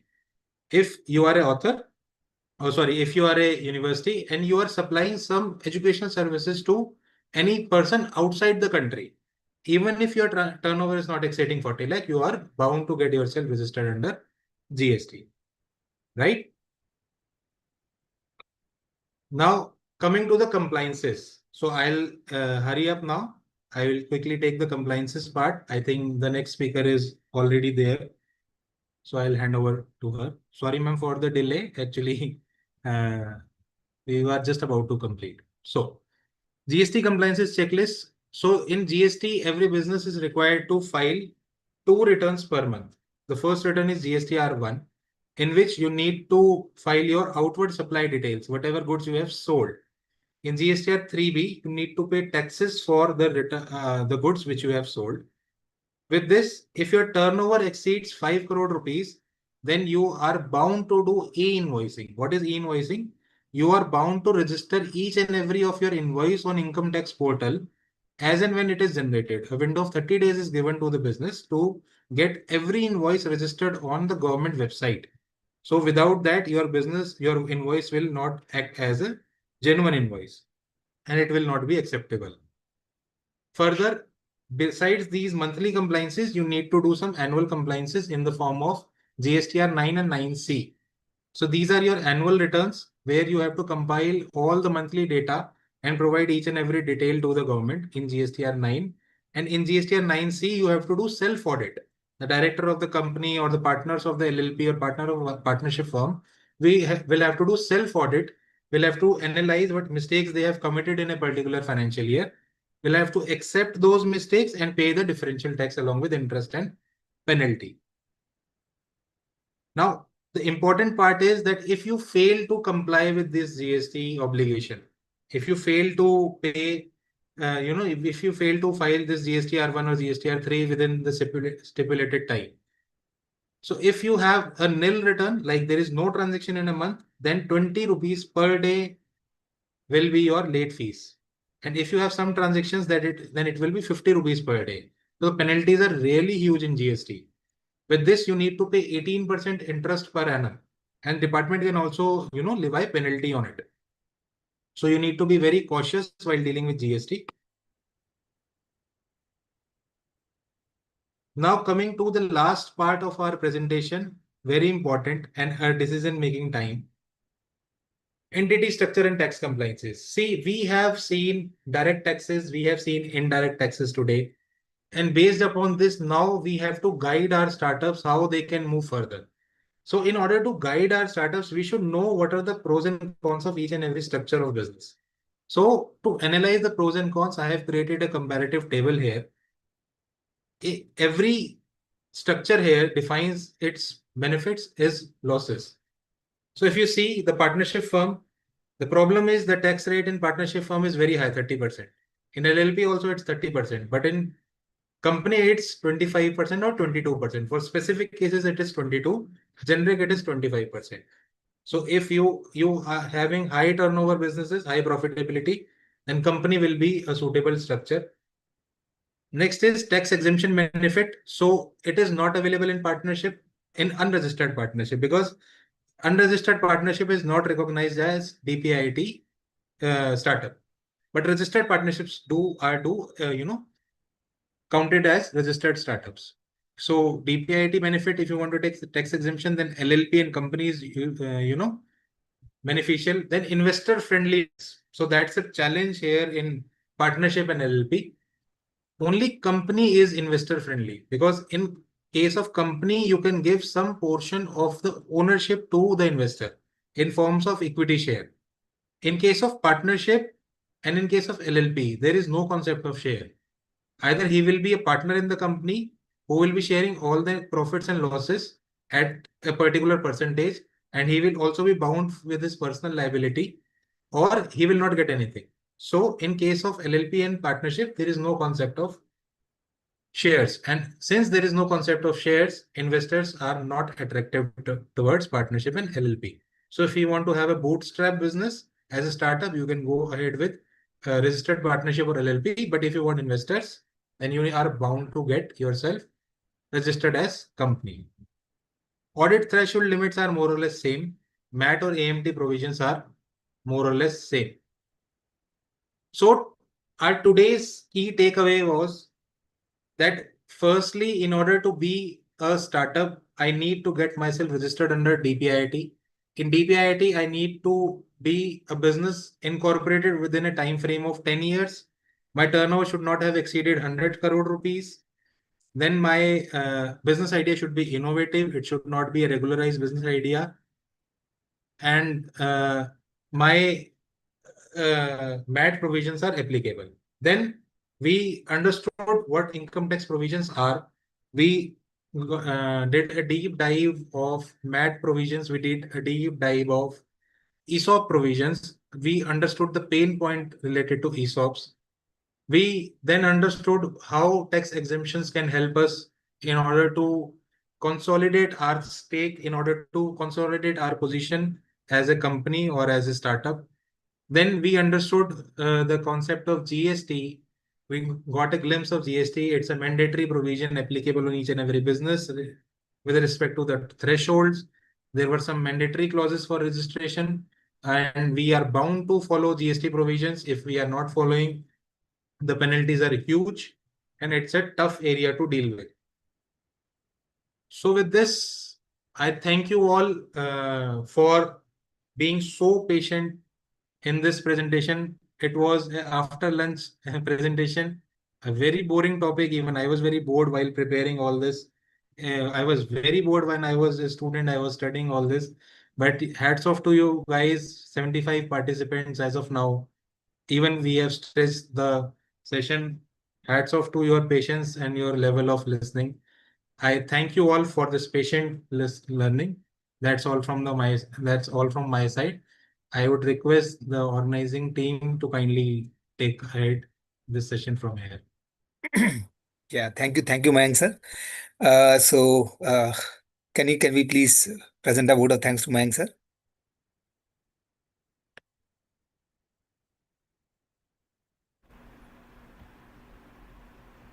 Sir, are you there? Yes, sir. Yes, sir. Yeah, please, Divakar ji. So thank you so much, sir. It was a great session. Once again, good afternoon to everyone. It is my absolute privilege to propose the vote of thanks for today's session on behalf of everyone present here. I extend our heartfelt gratitude to our esteemed speaker, C.A. Mayank Singhal sir, for an incredible, insightful presentation. We truly appreciate the way you simplified the complex journey of a startup, especially covering the essential eligibility and process for DPIIT registration, navigating the direct tax framework, Section 18 ISC, terms and conditions, TDS obligation for startup, the intricacies of ESOP taxation and GST compliance. the comparative analysis of different business entities to ensure long-term success. Your expertise have provided us with a clear roadmap to navigate the legal of the startup ecosystem. Thank you for your time and for sharing such valuable takeaways. Once again, thank you, CM Mayank sir, for sharing your time and immense expertise with us today. Thank you, everyone. Thank you. Thank you so much for the kind words. Thank you. Thank you, sir. Thank you. Sir presentation को एक बार off कर देंगे. हाँ जी, thank you.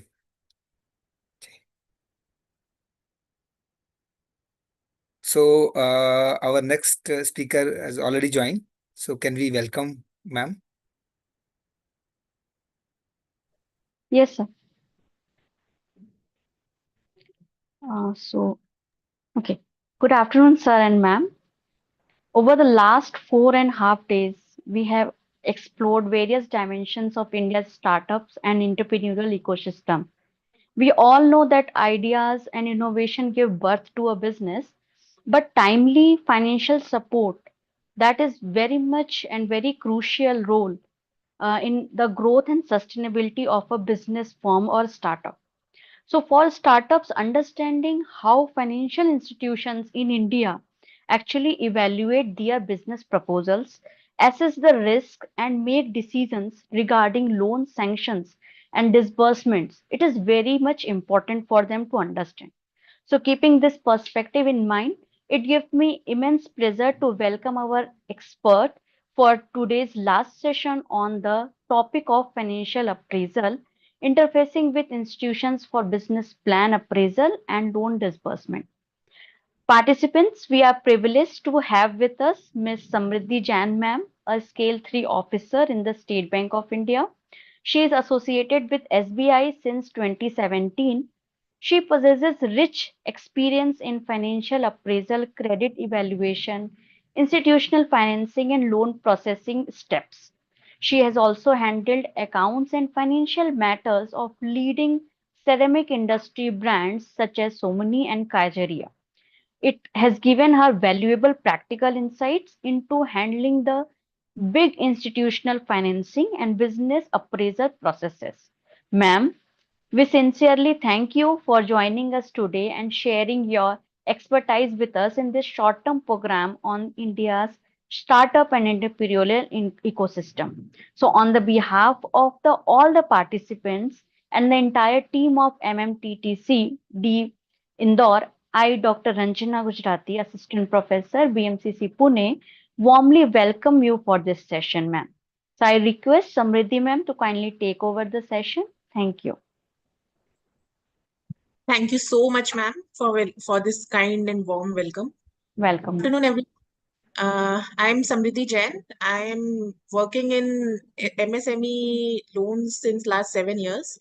And last 7 years, I've seen a lot of business startups going from like bottom to top and top to bottom due to this lack of financial awareness or due to the rich financial awareness. So today, I believe that whenever any banking problem arises, everyone thinks it's very cumbersome. Like banking is still a taboo for all of us. Like there is a lot of crowd in banks, and people do not want to visit the bank for any banking purpose. There is a lot of lack of financial awareness on what to do, how to do it. So ultimately, the people fear from the banks, and it leads to a failure of a lot of startups. So today, I'll have this little session to just try to reduce this taboo from all of your minds and give you a process how to find a solution for all of your banking problems. So as ma'am already told, I'm Samriddhi Jain. I'm working with SBI since last 7 years. And today I'll be taking a session on, just a second. I'm just starting my screen sharing.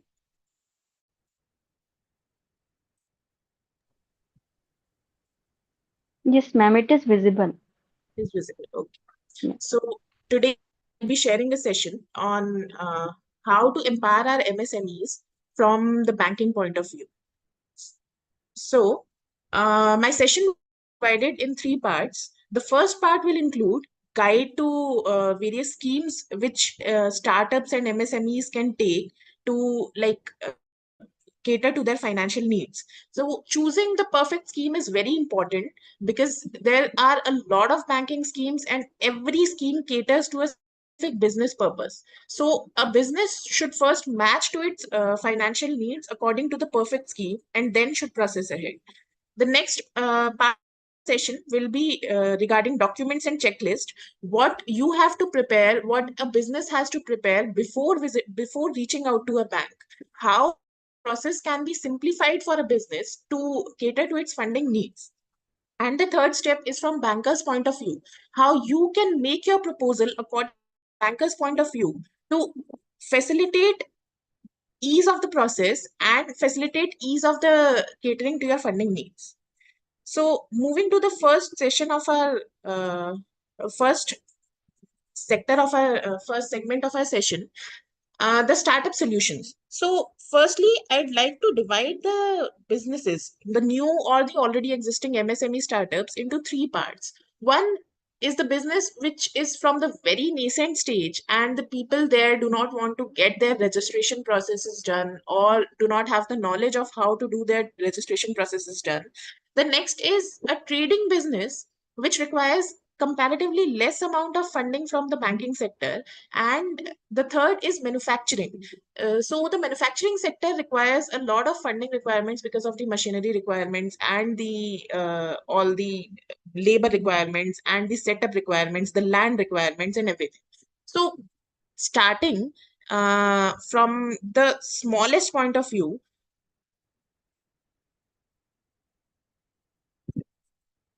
I'd like to tell you that starting from the smallest point of view, there are three basic segments in which all the schemes are divided. One is asset-backed loans. Asset-backed loans basically involve backing your loans from a tangible collateral. Like if you have an immovable property to mortgage, or if you have something like not an immovable but something like cash collateral or a collateral in the form of gold or investments. So that loan is always an asset backed loan where you have already mortgaged an asset to the bank and the bank will be providing finance against that asset. The next scheme where you do not have a collateral and you want a cheaper process. However, in these kind of loans, there is a there is a entering eligibility that only the entrepreneurs who are SC or ST or only the women entrepreneurs can apply to these loans. This is the Startup India scheme by the government, where the entrepreneurs can get the loans from 10 lakh to 1 crore. However, the entrepreneur must be a woman or an SC ST. The loans are given in this scheme on specified rates. The rates are ranging from 7.9% to 9%. And there are no collateral requirements. The loans are already covered in CGSSI scheme, the credit guarantee scheme for Startup India. And the CGSSI fee is also less and it is also reimbursable through a lot of options, which the startup apply through their chartered accountants.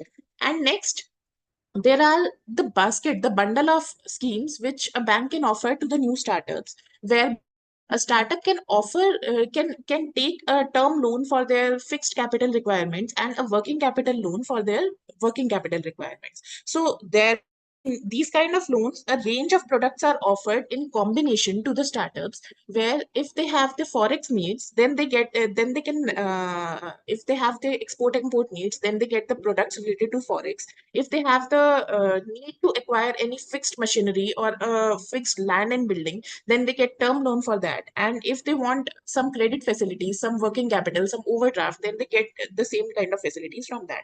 So this is the bundle of securities which a startup can take.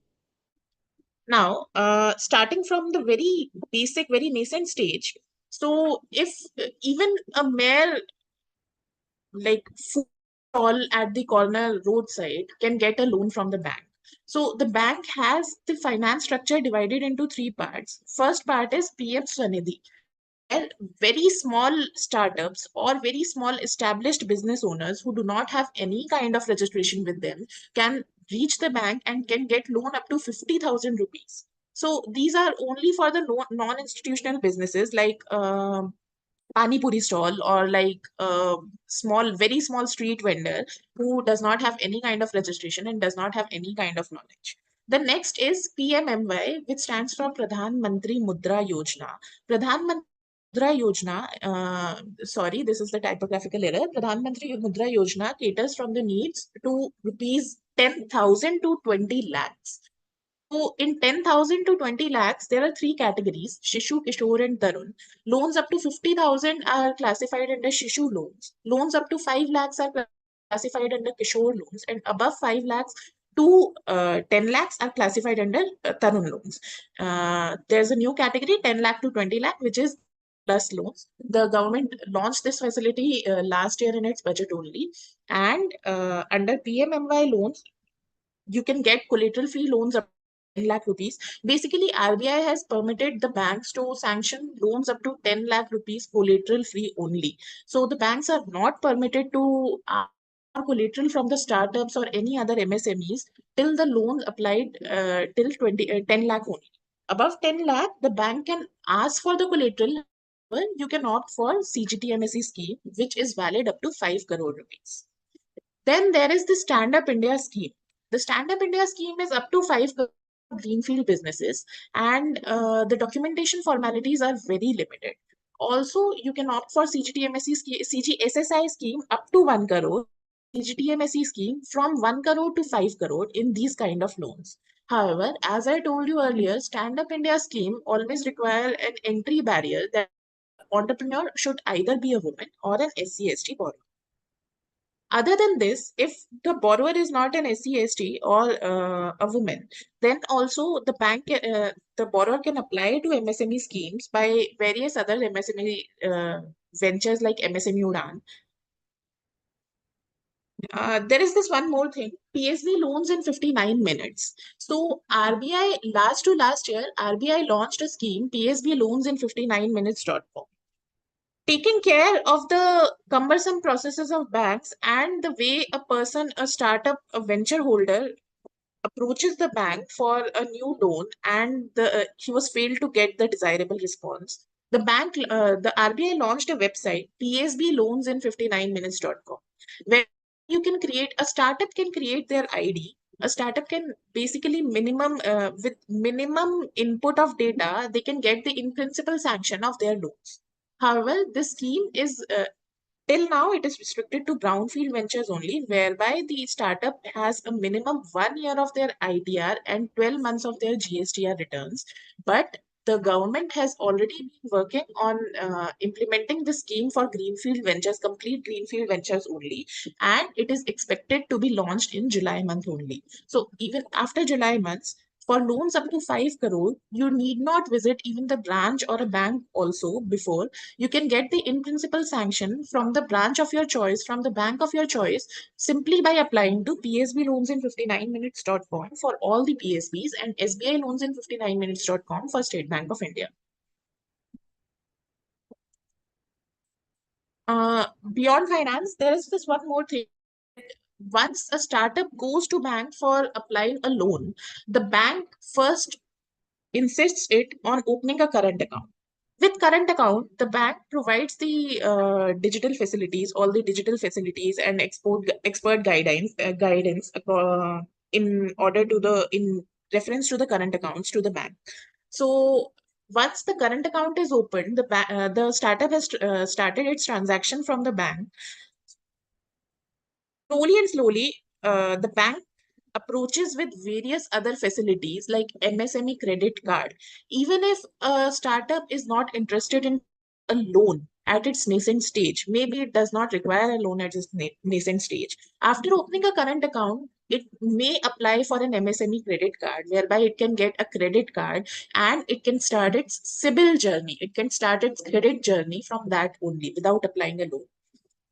Moreover, it is easier for a startup to obtain a loan if it is already banking with the bank for even as short as a time frame of 3 months.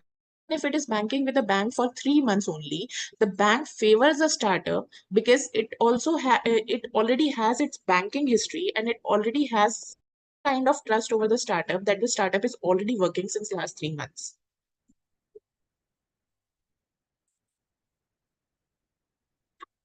Now, moving on to the next segment of this session, essential documents for startups and MSME loans. So, this is very important because whenever a startup approaches a bank provides a list of documents, and only after presenting those of documents to a banker, the banker assesses the loan proposal and tells you if he's going to take it forward or not. So if a startup is already aware of the basic documents which it has to keep in mind while approaching a bank for its funding requirement, the process can be very easy for it.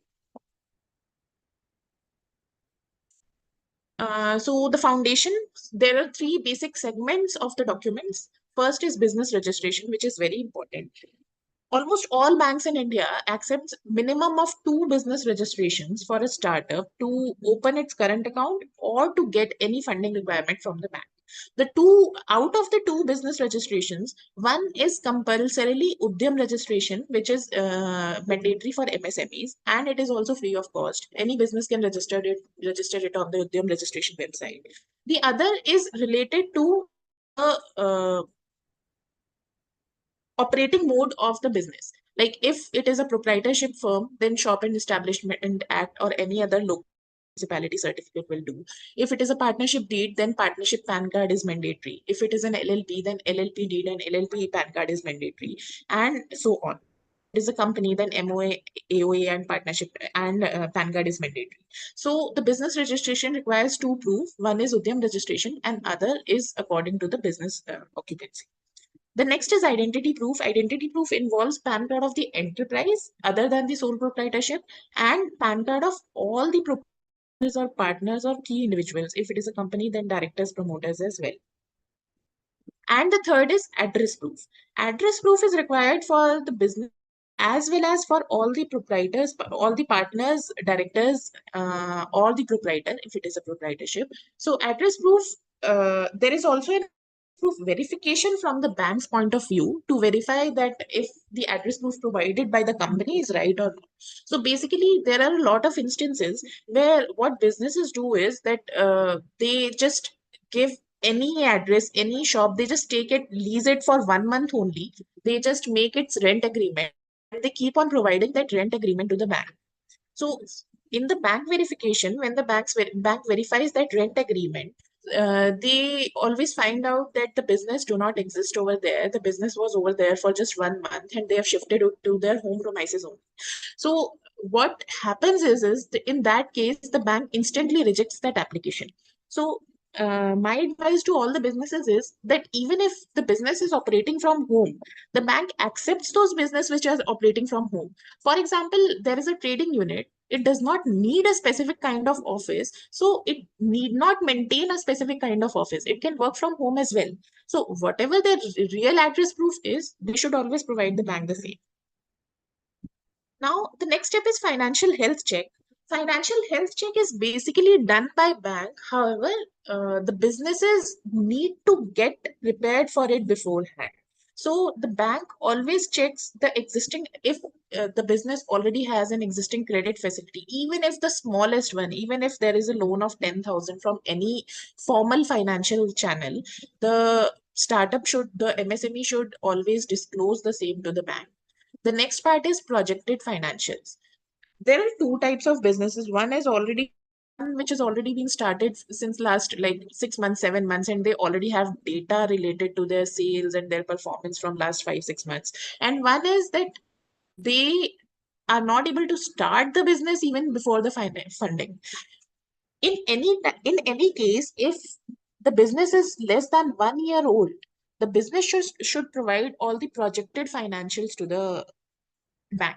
The projected financials include sales, inventory, debtor, creditor, and promoter contribution. All of these are very important parameters for a bank to judge the financial health and to judge the accessibility of the loan, of providing the loan. So in case of term loans, the machinery details are also to be provided. The machinery details include the type of machinery, supplier, cost of machinery. And note this, that banks also check the authenticity of the quotation and the authenticity of price. So there are a lot of instances where the startups get a hiked quotation from the suppliers with an agreement that they'll give the 10% of the hiked amount to the supplier. However, in such cases, these are the cases for instant rejection. The bank, it is always advisable to give the bank the true quotation, the true supplier for these purposes. And then the past performance. So if the business is like, for example, say at least 1 year old, so it already has its audited financial statements, it already has its performance since last financial year. So it is always advisable to provide the same, even if it is not good. There are a lot of businesses who are not able to perform better in the first year of their establishment. A lot of reasons. However, this is not the parameter for not providing the past year's financial data. It is always a plus point that you have that the business has already crossed the stage whereby its preliminary expenses are being heavier on its financial performance. So it is always a plus point for a bank if the startup has already completed 1 year of operations and has already passed the stage whereby it is not performing well. The third is that a detailed data is to be submitted to the bank regarding key personnel and the background. Key personnel are the people who are related to the business. They include the directors, the partners, the promoters, or even the key managerial people like nominee directors, if any. So the full names, date of birth, father, spouse's name, mobile number, residential address, these are to be provided because banks always run a financial check on all the partners and promoters and directors as well.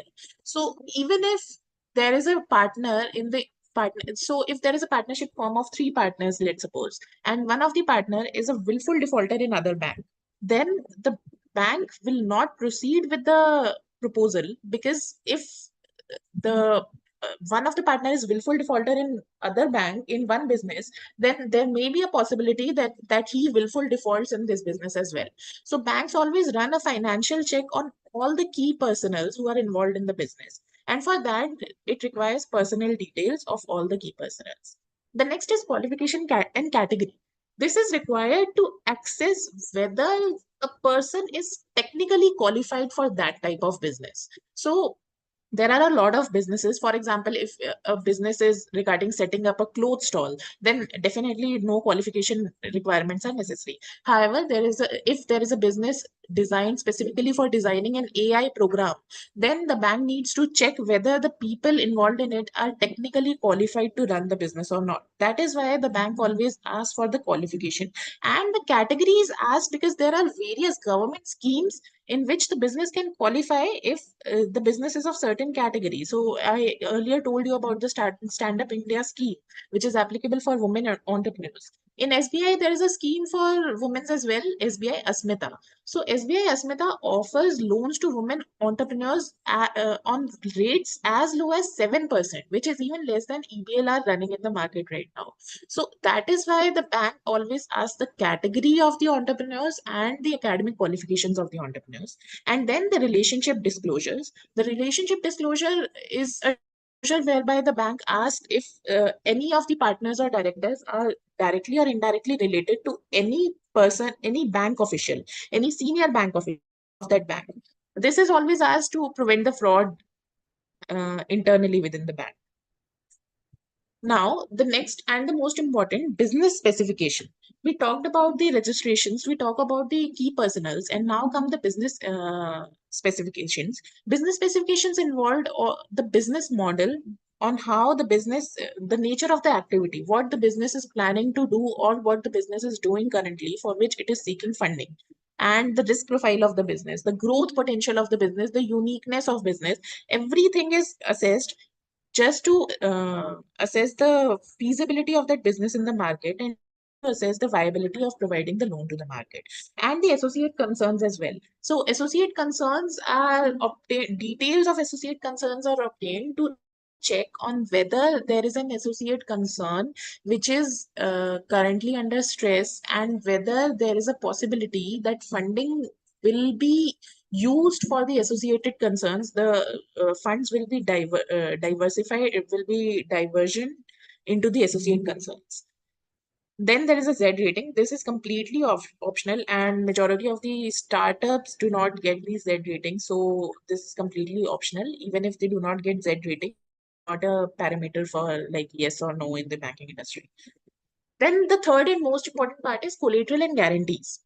So I also told you earlier, RBI has already signified that up to rupees 10 lakh, no collateral requirement is mandatory.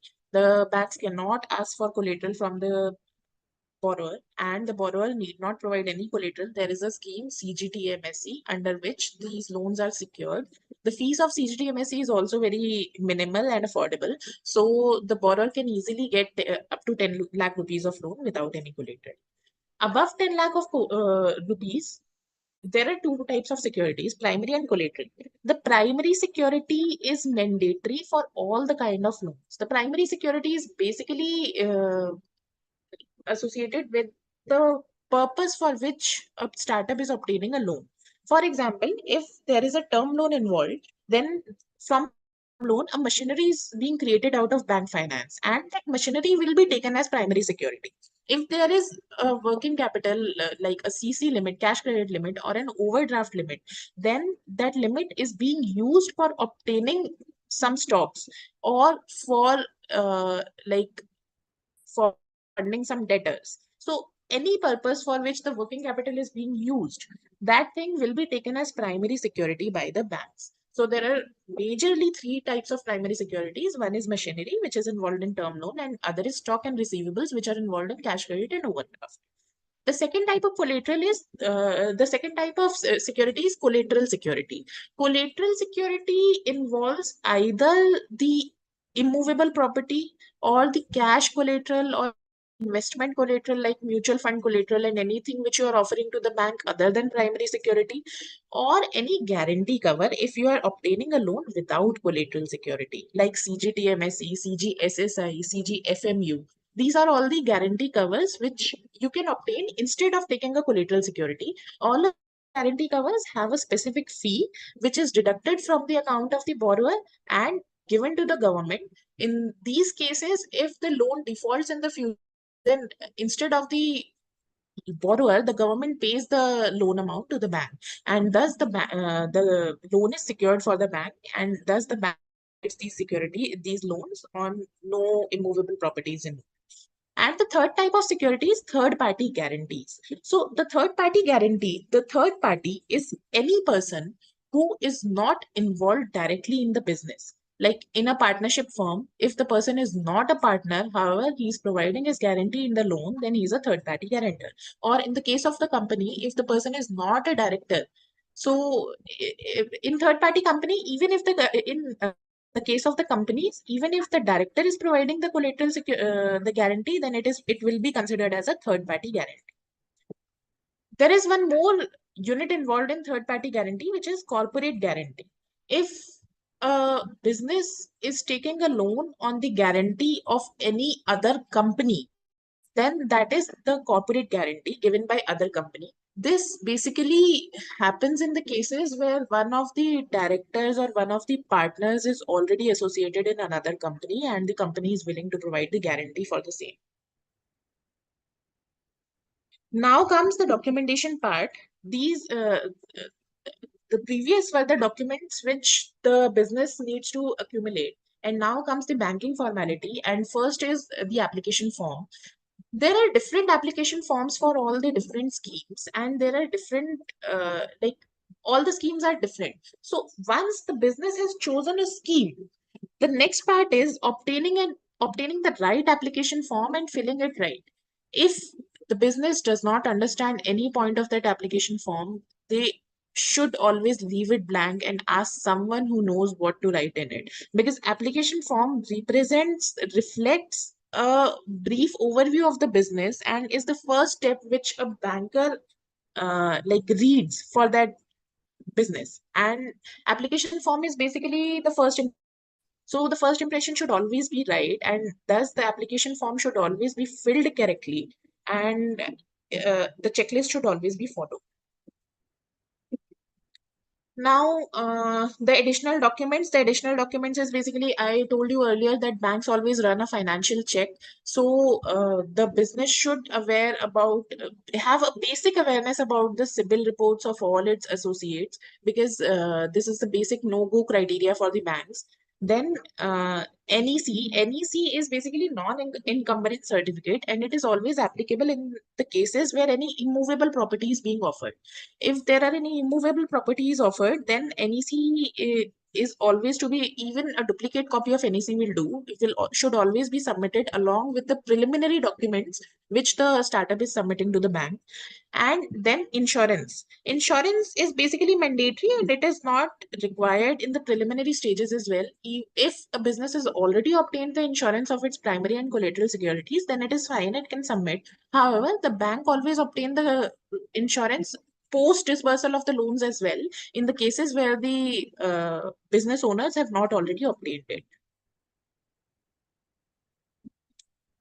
Now, the key takeaways of documentation process is that prepare early, gather all the documents, all the basic documents before approaching any banker, because preparing all the basic documents before approaching the banker helps you in gaining a confidence and getting a better deal from a bank. Then ensuring accuracy, ensuring in the cases where the detailed project report is being prepared, like ensuring if the nature of business, the activity of business is mentioned correctly in the detailed project report. And the financials are the most important part of a detailed project report. Financials written in the detailed project report are correct or not, because once the data is submitted to a bank, even if the business tries to alter it in the future, it always remains the same in the bank records. The bank always adds the alteration page. However, it never removes the earlier page from that project report. So always take it in a mind that if you are submitting a document in the bank, it will always remain the same. Match the scheme. This is very important. Tailor your application to a specific loan scheme. So if a startup is related to any medical equipment, there is a specific scheme for that. If a startup is related to renewable energy, there is a specific scheme for that. And every scheme offers you competitive interest rates. So it is very important to choose the right scheme and match the scheme before applying the loan, and seek clarity. If there is any doubt at any point of time, so it is better to seek clarity from anyone, bank official, from a certified professional like chartered accountants, or anyone. Seek clarity before applying the loan, because it helps you in understanding the process way better. Moving to the last part of the session, the loan proposal evaluation. So this is a bank's checklist, and it is being presented today to help you to understand a loan proposal from a banker's point of view, because if you can do it, then you can easily get your loan proposals approved.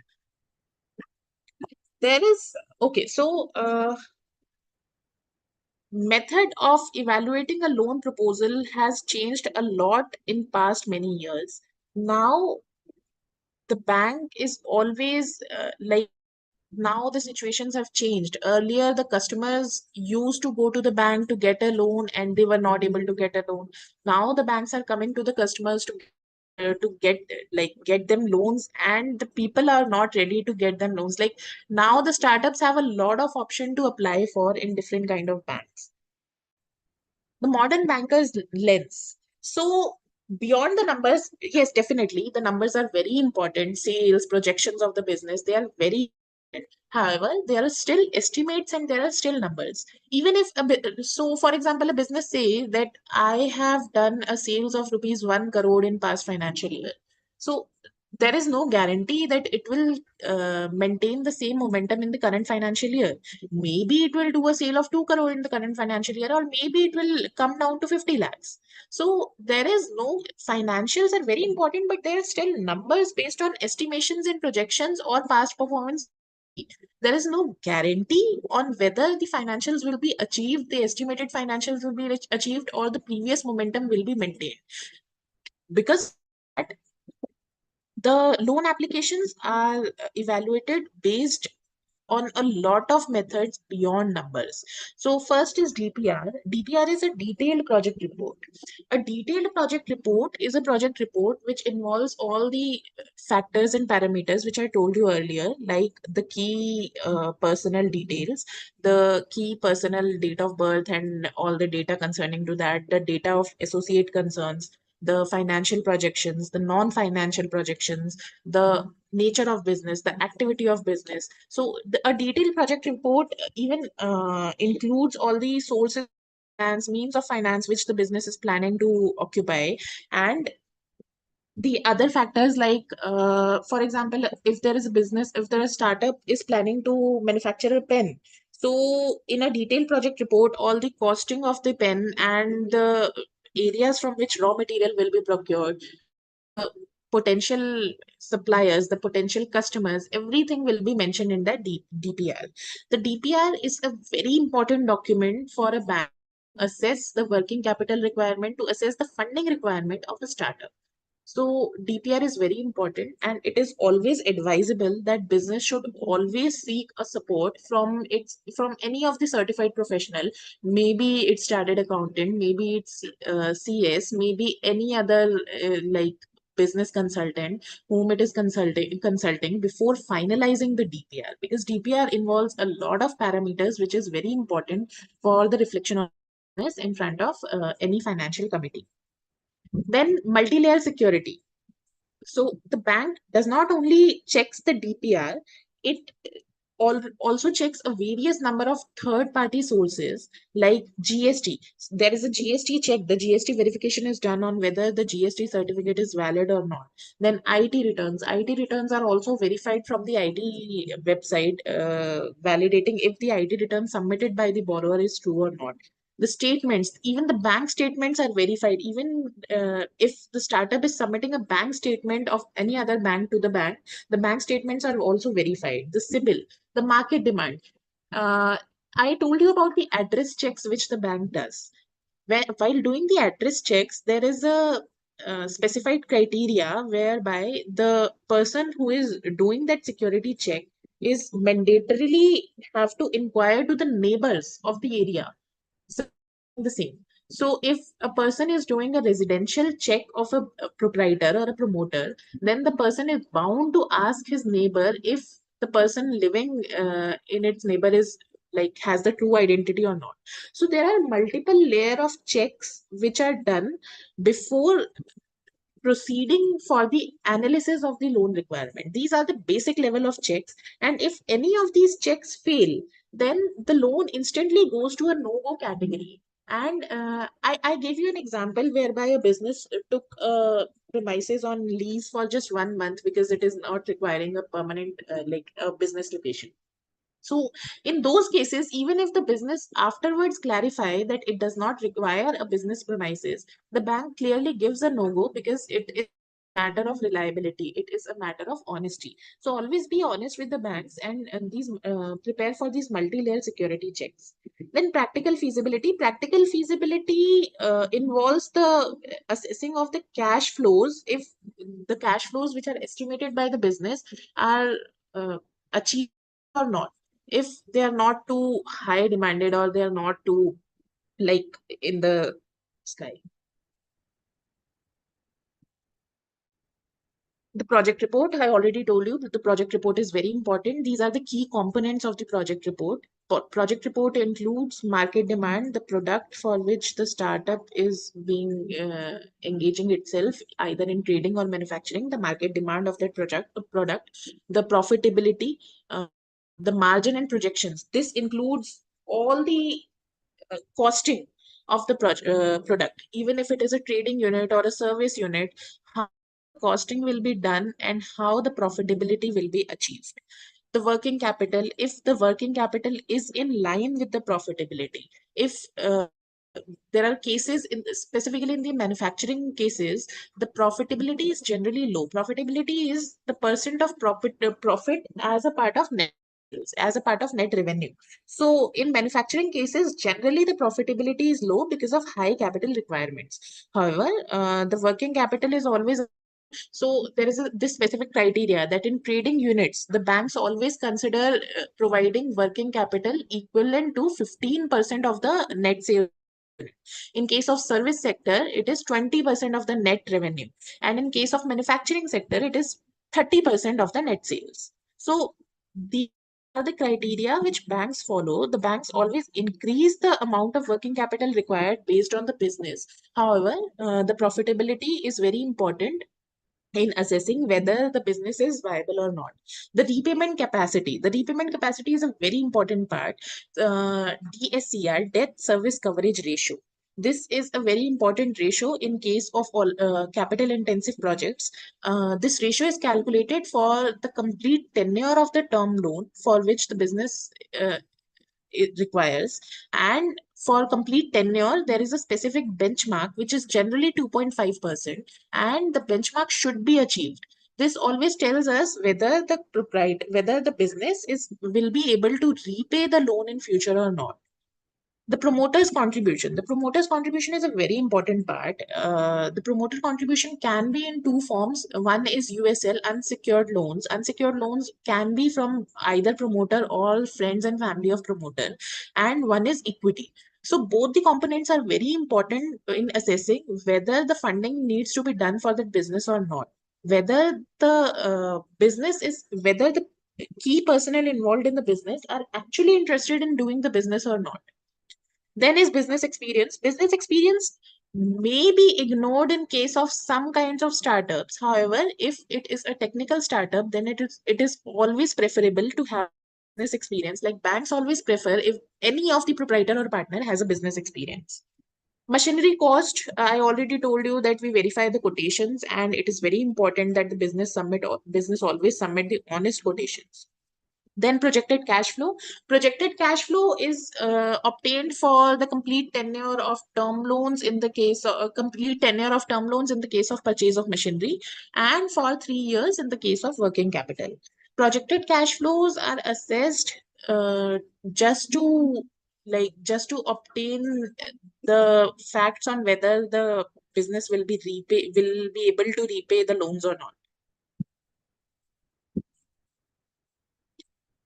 Rejection triggers. The common mistakes after the basic preliminary checks. What can be the rejection triggers for the businesses? Rejection triggers. First one is unrealistic sales projection. Unrealistic sales projection involve for example, projecting 8 to 10 crore turnover on a 40 to 50 lakh machinery in year one.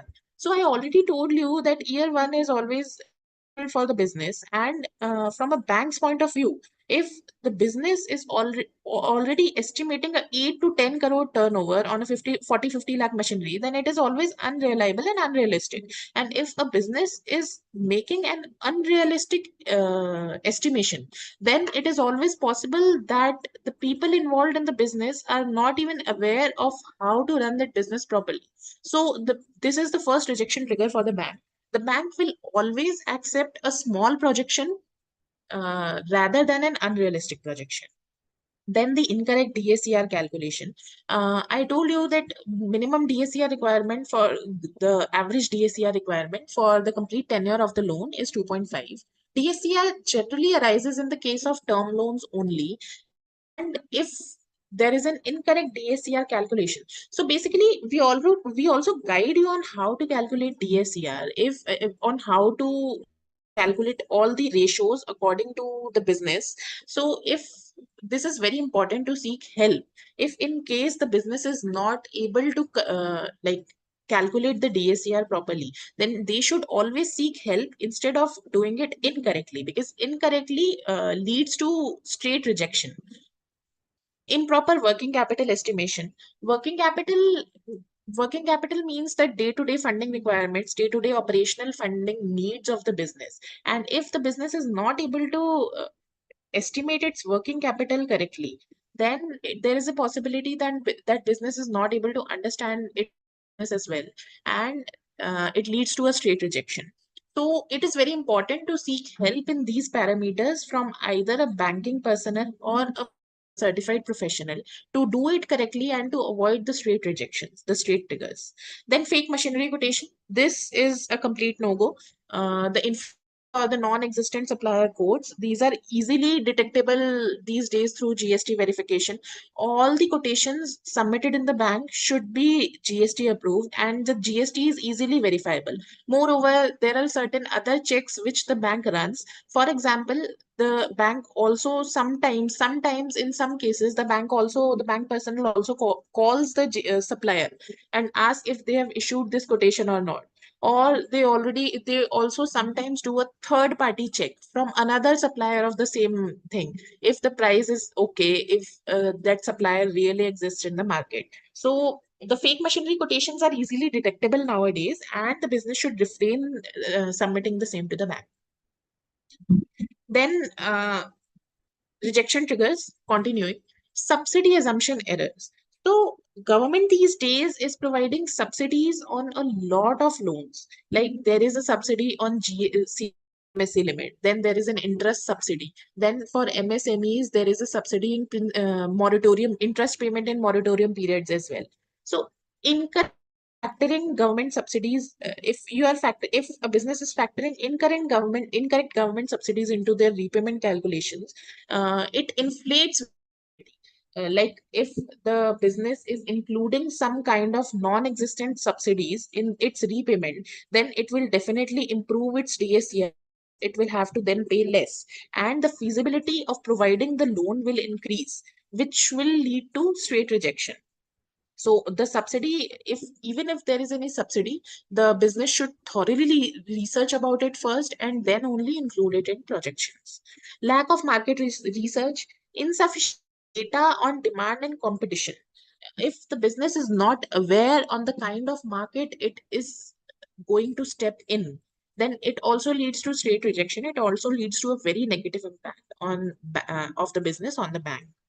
Weak promoter background, if the promoter has already been defaulted in on various loans in past, then there is already a weak promoter background, and the bank always prefers those kind of promoters less, because the promoter who has already defaulted in various kinds of loan may default on this one as well. So the banks refrain from providing credit facilities to the same. Then is poorly defined business model. This again leads to the DPR. I already told you that a business should always seek help from a professional while finalizing its DPR. And the poorly defined business model can always create a very, very negative impact of the business on bank and the bank. And once one bank rejects that loan application, the CIBIL of that company or the business or the proprietor already reflects an inquiry from the same bank, and the other banks also always take it in a negative point of view, that this person has already applied a loan in that XYZ bank, and the bank already has rejected this application or not granted the same amount of limit as the person is asking for, and that is why the person is looking for the second bank, and this leads to a negative impact only. Now, what are the digital and practical checks? Verification, data cross verification. Turnover is matched, is always matched. ID returns, bank statements, they are already they are always matched. I already told you this. Then industry benchmarking. Industry benchmarking. So there are certain parameters designed by RBI regarding to every industry. The industry benchmarkings are on annual basis. The RBI launches the industry benchmarking whereby all the industries are given certain benchmarks as per their ratios. Like example, if I tell you about the ceramics industry, because I'm currently working in one, ceramic industry has the benchmark of average debtors of 120 days, whereas the normal benchmark for average debtors is 90 days. So in some cases, we provide funding to the debtors on 120 days as well in ceramic industries only, because it is as per industry benchmarking. So the projections of a business should be according to their industry benchmarks. This helps a banker to assess the business well and give the business the funding as per to their needs. Then supplier verification, this is also very important. The quotations should be genuine. Then on-site and market inquiries. I told you that banks conducts various visits and independent market research. Like they ask from the neighbors of the business, the neighbor of the proprietors, or they do bank check of quotation by calling the supplier only, or by asking for other suppliers from the same segment that if the supplier is genuine or not. Then AI powered underwriting. So I told you about this BRE scheme, the PSB loans in 59minutes.com. This is one of a kind of AI powered underwriting. Our systems, our processes are also involved with AI, so that if any of the trigger misses with us, then the trigger is got up by the system. Like, we feed all the financials in our system, and if there is anything which is overlooked by us in for example in cases of financials, then the our system always checks it, always provides a trigger, and we rechecks it, and then it is got. So there is AI powered underwriting, and negative things are very difficult to like surpass through it.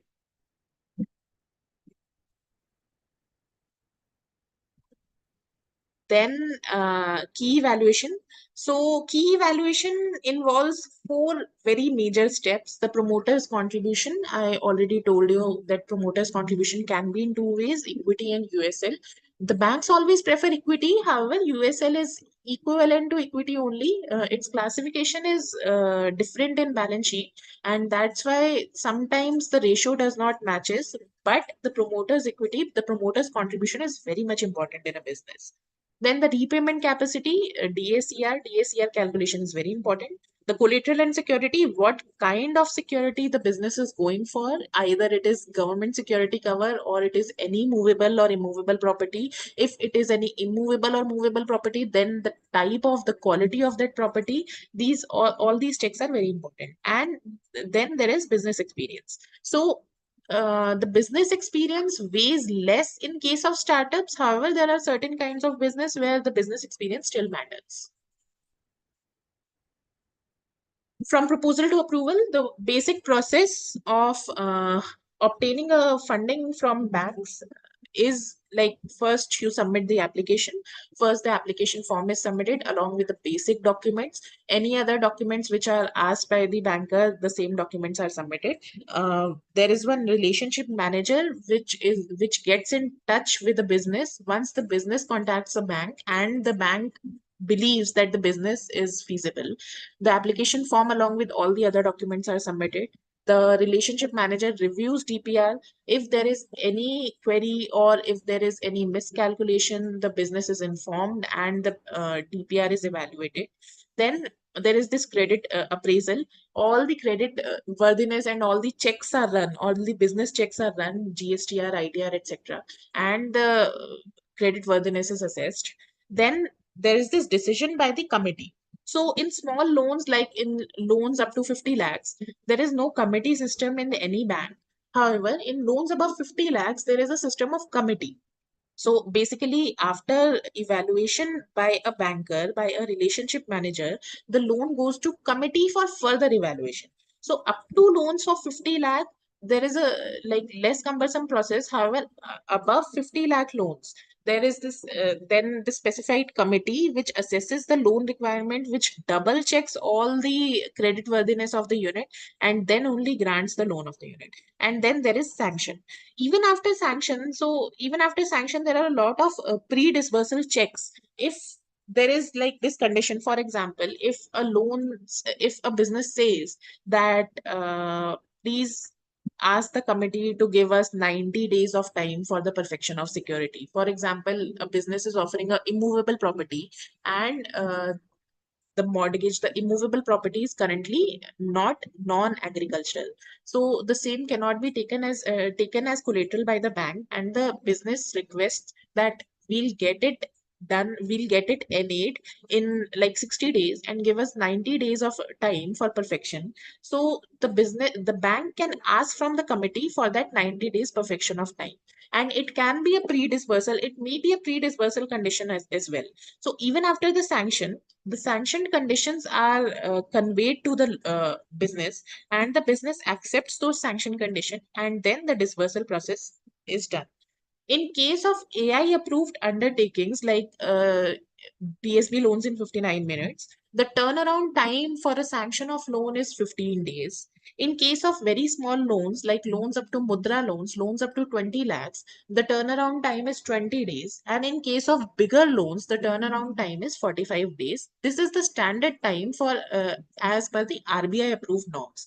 However, the time can vary based on your loan proposal, based on a loan proposal of a business, the accurateness of loan proposal, the credit worthiness of the unit, and the willingness of the bank to extend its funding needs. The takeaway that the business should always be realistic, should always be honest with its all the projections, with its estimates. The business should be the people involved in the business, the key personnel should always be thorough. They should always have well researched their DPR. They should always know what is written in their detailed project report, because it is your strongest asset, and only the DPR only and a good DPR can make you attain the required funding in minutes. And be transparent. Always try to convey all the transparent facts, all the honest facts of the business to the banker. For example, if the business is not having any specified business premise, if the business is locating from the home of the proprietor only, then the proprietor should always disclose that fact to the banker, and the banker will always be put up that case according to that fact only. So always be transparent. I believe that that's all from my side.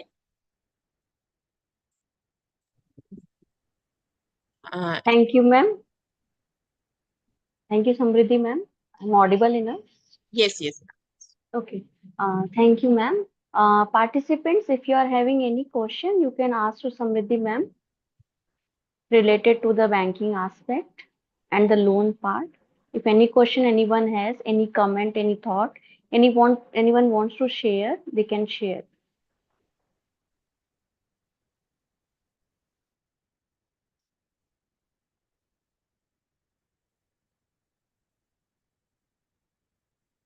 Okay.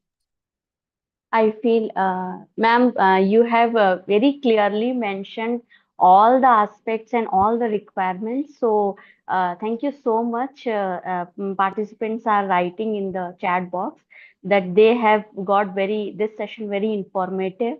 So, on behalf of all the participants, I want to propose the vote of thanks. So, ma'am, thank you so much for this highly valuable and enlightening session. Actually, I also was not aware that any such type of loan for the even grassroots person is available. And means like you gave the example of Pani Puri wala, like those who are very much illiterate or were not very highly educated, and they are also not having the idea about this registration part, PAN card and all. So yes, I was also not aware about these things. So thank you so much. You clearly mentioned about the various government loan schemes, various documentation requirements in a very detailed manner, financial health checkups, and a step-by-step process of filling the loan application form. You also mentioned the loan proposal evaluation systems and its criteria, the various components of a detailed project report, which is very important document for any startup or even businessman for getting the loan from financial institutions or bank. So this all have provided a very practical insight, because you already are working in that area and you are dealing it on daily basis, ma'am. So your real experience has provided a lot of real insights, which will be, I am very much sure, for all of us, like we all are the faculty members. So for all of us, this will be very useful information in guiding and mentoring our students. So on behalf of all the participants of this short-term course and the entire team of MMTTC DAVV Indore, School of Management HRDC and Atal Incubation Center, Dr. Bhimrao Ambedkar University, Delhi, I want to express my heartful gratitude to Ms. Samriddhi Jain ma'am for delivering such a practical, informative, and highly engaging session. So, ma'am, I also extend my sincere thanks for all the respected coordinators, organizing team members, technical support staff, and all the participants for their presence, understanding, and the participation. Thank you once again, ma'am. Thanks a lot for sharing your Thank you. valuable Thank you, time ma'am. and experience. Thank you, ma'am. Thank you, ma'am. Thank you so much. Thank you, Samriddhi ma'am. Thank you so much. Thank you, everyone. Yeah. So we'll meet tomorrow sharp at 10 o'clock. Okay, sir. Yeah. Thank you. Thank you, everyone. Thank you. Thank you.